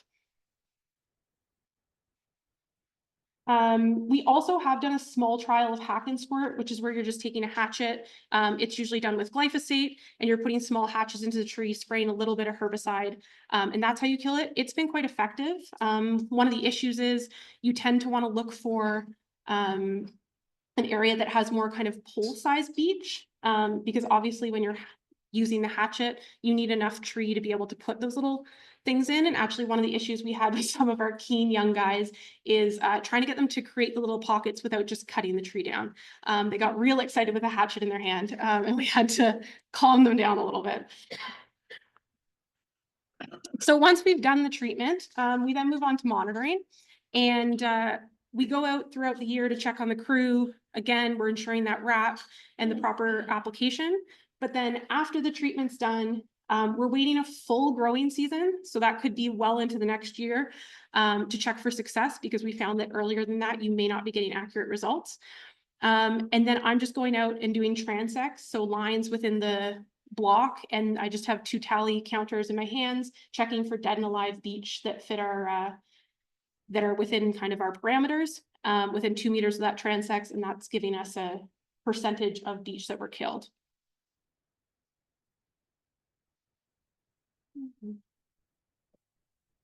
I'm kind of going to make a liar of myself because I said we didn't do any work on private land. We do a few projects with private land partners, and this is one of them. So we did this MECP project, which was a pilot project led by Westwind, initiated by the Muskoka Watershed Advisory Group, and then funded by the Ministry of Environment, Conservation and Parks. It was a brush saw tending of beech regeneration on 7 private properties in the Muskoka watershed. They were ranged from 2 to 16 hectares, totaling 75 hectares back in 2022. Now, I've already kind of talked about some of the drawbacks of brush saw. So despite we may have wanted to use a herbicide treatments, but due to limitations in the project, brush saw was the chosen treatment. So we went ahead with that. After the brush saw treatment was done, 33,000 trees were planted across those sites, including hemlock, white spruce, red oak, yellow birch, and black cherry. With the idea being that those less shade tolerant trees would be in kind of more open areas of the overstory. That was one of the challenges, getting planters to put the right tree in the right place, as I'm sure other people have found as well. We would have liked to use more red spruce, but we were limited by seedling supply. And it's often suggested that why don't we just replace all our beech with red oak, because it's another mass tree for wildlife. Maybe not after today, actually, but it has been suggested. And one of the issues in our area is we do have quite a bit of deer browse. Our survival rate isn't always great. It can be expensive, and there's the need for tending that is sometimes an issue for projects like this. So that's why we had those mix of species. And then, of course, as I've kind of alluded to before, one challenge is probably going to be there's no follow-up silviculture as part of this project. So the landowners will have to keep an eye on that sprouting and potentially look at how the trees are growing and whether they may need to do something for the beech going forward. An important part of this project was the communication and kind of community outreach piece. So we did a field workshop to kind of talk about the results and what we've come up with, as well as this management options for tolerant hardwood forests impacted by beech bark disease. So it's a document I have. It's also a PDF that we have available on our website and the Forest Canada website as well. But honestly, probably the easiest way is if you just Google the title. It's like the first 2 links that come up. You can find it. I brought a few copies today that you can also take a photo of if you don't have time to write that down. But what it shows, if you can see it all, is it talks about some of the things I've talked about today, but also all the different options, pros and cons, some recommendations for the different treatment options that you might have, that kind of thing. So great to share with like your networks or landowners who might be dealing with this. So yeah, if you want to come find me at the end, I can show you a copy of it. That brings me to the end of the presentation. I've put my contact information there if anybody has any questions or wants to talk to me about any of this. I'm just going to reiterate that if you are specifically interested in a seed production area or more information for your own area, please reach out to FGCA. And that's the end of my presentation. Thank you.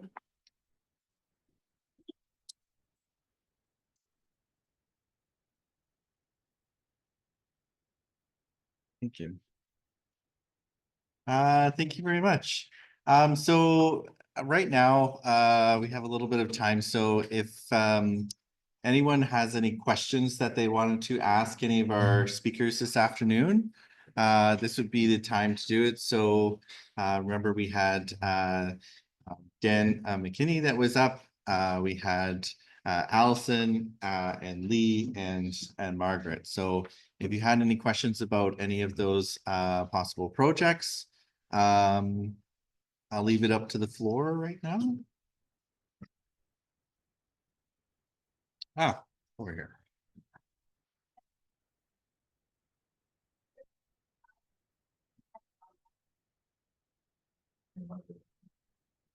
Yeah. I might pass it on. I can see it, you know. Or Dan? Okay.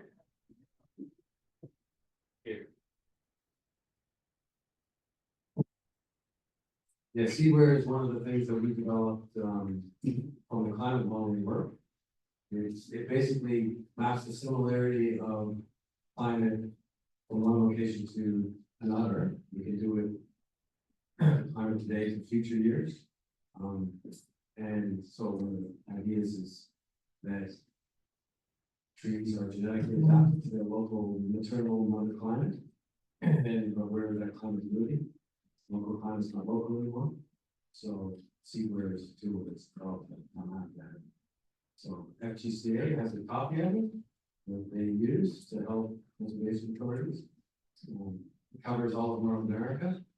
And one of the newer things that we're trying to do with it now also is to, we don't know what the future will hold. There are lots of different scenarios in you know, the climate change scenarios are assume different levels of greenhouse gas emissions. So one of the things is to try to also have a part of that tool that looks at a portfolio of different climate change scenarios, would suggest that on one time it's Tennessee with Flash, another time it's Pennsylvania or Michigan or whatever. So we will be able to incorporate a mixing of the portfolio that basically represents your assumption about how the future may go with this.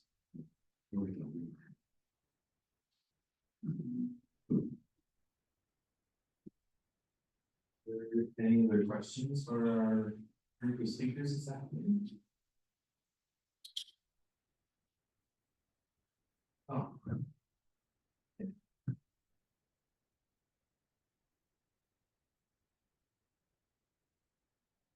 That's smart.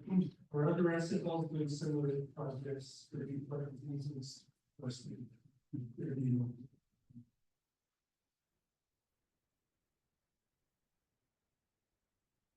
Yeah, there's a number of forestry futures trust projects specifically for beach regeneration.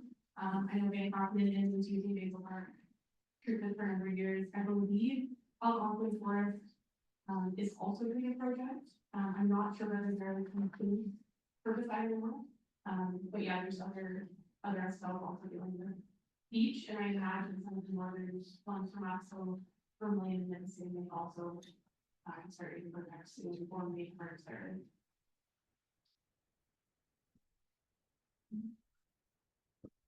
Okay, thank you very much. If there's any other questions, I think that's about it for now.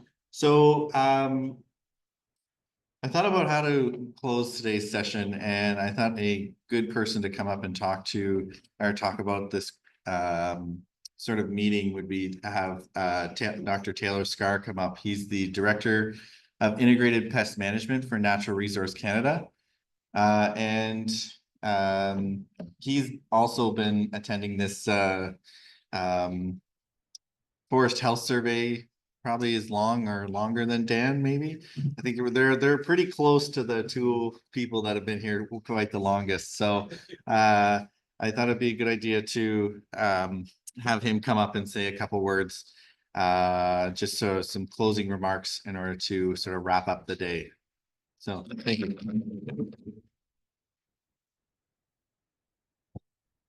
Yeah, thanks, David.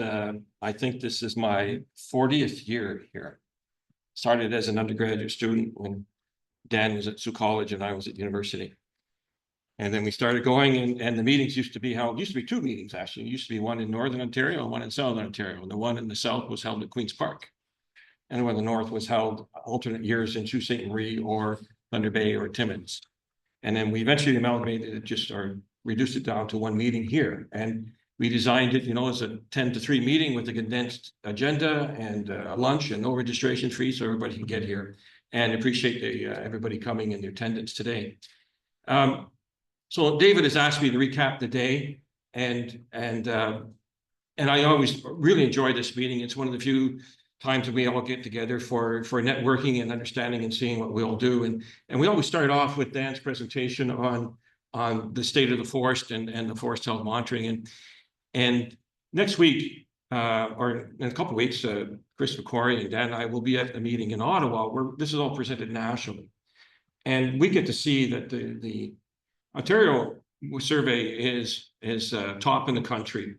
It covers it covers the entire land base, regardless of ownership. That's not all the jurisdictions don't necessarily do that. So it doesn't matter if it's private land, municipal land, county land, conservation authority, parks, federal land, First Nations, it's all covered. And we get the entire comprehensive report. It also covers all the species that are out there. Some of the jurisdictions, it's only a couple species. It's only 5 or 6 of the big ones, and they miss parts of the province. The Ontario program is comprehensive and it covers the entire base so that we actually know how healthy our forest is. And you see the program growing with new technology. Dan mentioned the field maps that they use and the apps that they use and the digital survey monitoring. And adjusting the survey each year, as this year, he described the EAB, looking at the leading edge of the regulated zone to see how well that's working. And we all then get the picture of how well the forest is growing. And then that's followed usually by CFIA, and Julie gave us that presentation on all the things they're doing to keep us safe. And she talked about the fact that it's not just, determining where the invasive species are doing, where they are and what's happening to them. It's also market access and international obligations. It's a dual responsibility that CFI has to not just take care of the things that are threatening our border, but also maintain the fact that we can still ship products overseas, that we meet our international obligations. And there's a huge amount of work that they do that goes on behind the scenes to meet those international obligations. And whether it's Christmas trees, or I remember one time when we're working in this area, Dan and I were working on pine shoot beetle, and we discovered that the CFI was dealing with the fact that in the States and Midwestern US, they import pine branches from Ontario to put on grave sites in the wintertime before they can sod them. It's like, who knew that that was something that we had to worry about? But that's something that CFIA has to deal with. And I want to remind you that in Julie's presentation, she mentioned the EAB management document where they're discussing whether or not or how to manage EAB in the future and what to do with the regulated zone in Ontario, Quebec, and the eastern provinces. And so it's your opportunity to go to that website, get that information, and provide your input to them on what you think should happen from your perspective. So I'll remind you to do that, please. We saw Sharon's presentation on the great research that she's doing here. And we're really fortunate to have Sharon doing this work in Ontario. We have a dedicated research scientist working at the provincial level on all these very things. She only gave you a sampling of what she's doing, but Sharon also has the unique ability to work both in pathology and entomology and those things that are at the operational need level for what you folks are facing in the province. So we did get some very good, interesting research there on the work that she's doing, particularly on oak wilt and hemlock woolly adelgid. And one of the themes there in her work was all about partnerships. So a lot of this work is done with you folks, with you people that are part of the work that's being done. And Julie's work was the same. It's, there's a lot of citizen science in what she presented, and you're a lot of that. And we saw that theme throughout today for doing things with everybody supporting each other to do this. And Jack McFadden here, he asked a question earlier on about, this is these are all the battles that you folks are doing, but how is the war going? And at the end of the day, I think it's important to see that we are making some progress. You could get depressed if you say, oh God, there's this and there's that, and what do we do about that? But there's a lot of good work going on, and we do have a lot of things that are happening. They're not outside the range of natural variation. Sure, we have spruce butterworm outbreaks. Well, we sort of expect that. Is it unusual? Is it beyond the natural range, or beyond the frequency, or beyond the severity? Certainly invasive species are the threat that does take us beyond the natural variation. But as far as the battle goes, then we saw the presentations this afternoon on the people on the ground that are dealing with like Lee's work, Allison's work, Margaret's work on where the rubber hits the road with these things and actually trying to do these things. And the continued threats that we have, like Dan mentioned all about that. Dan McKinney about the climate change and the plant hardiness zones, and the interest that, there's huge public interest in that. There's huge public interest in the work that you're doing, because of what you're doing is important to the public. And Dan mentioned that, and Rowlinson noticed this, that he said that climate is our currency for the work that he's doing. And I would say that forest health is our investment. That's what we're trying to protect, and that's what you folks are doing. The work that we saw from Allison about the work that Rowlinson's doing, we're very fortunate to have a company doing this kind of work in forestry, because most of forest pesticide development, it's a small niche. A lot of it happens in the States. They don't pay attention to a lot of what goes on in Canada. There's a lot of work in agriculture, but not necessarily in forestry. So it's hard to get commercial interest in our forestry needs. And then have a company doing research, not just saying, okay, I've got a product for you, but what are your needs and what are things that we can do to develop that research that you have? And Triese as an example that I remember so many years getting called about, what do we do about sawflies? What do we do about beech bark disease? What products do I have available? And a company like Lalaman is coming out with those products that we can now use operationally. Lee's work, showing how the Invasive Species Action Fund is being applied on the ground, and all that work that's being done there to actually deal with invasive species management is a real challenge for most of you. And that was a really good example of how the Ontario government has supported the Invasive Species Centre that's created the Invasive Species Action Fund, which is now being used to guide or develop the work that's being done on the ground. And Margaret's work as well on beech bark disease. My God, when you look at that slide of all those little shoots coming off the root, there's a 1 foot long shoot and there's 2,000, 1 foot long root and there's 2,000 shoots coming off. And you think, in 5 years, what would be that like to walk through that and what that's going to do? So to see that kind of work, I think is tremendous. So I think the work that you do, it's important work that you do. The trees are counting on you, the forests are counting on you, and the people that are counting on the forest are relying on you to do those things that you do to take care of the forest. So I'll end with that. Wish you a good day, a good travel home. And where's my guy with the Blue Jay hat? Go Blue Jays.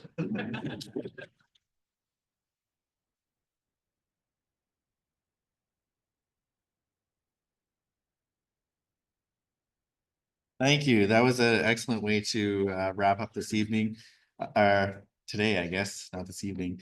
But I just wanted to give a shout out to the crew that put this meeting together. We had some amazing people that worked hard throughout the year. So we have a representative from Forest Canada, Terry, from Natural Resource Canada, Victoria, as well as our M&R representatives being Violet, Ariel, and Jim, and then myself from the Invasive Species Centre. All put this together so that you guys can learn about how the forest is in Ontario. And so it's been a really good opportunity for everyone here to just even get to meet with each other and talk about Ontario forests. So without further ado, this will be recorded and will be posted on the Forest Canada YouTube page. So give us about a week to post that recording and then it'll be up. So if you wanted to share amongst your colleagues and people that may have missed the meeting. Other than that, thank you very much. Have a safe travels home, and I really appreciate you all coming to join us. Oh, before I forget, please, we're doing the survey for the 50th Annual Forest Health Review. So we could use your feedback. So if you see the QR codes either on your agendas or on the tables and fill out the survey, that'd be greatly appreciated. So thank you very much. Have a good one.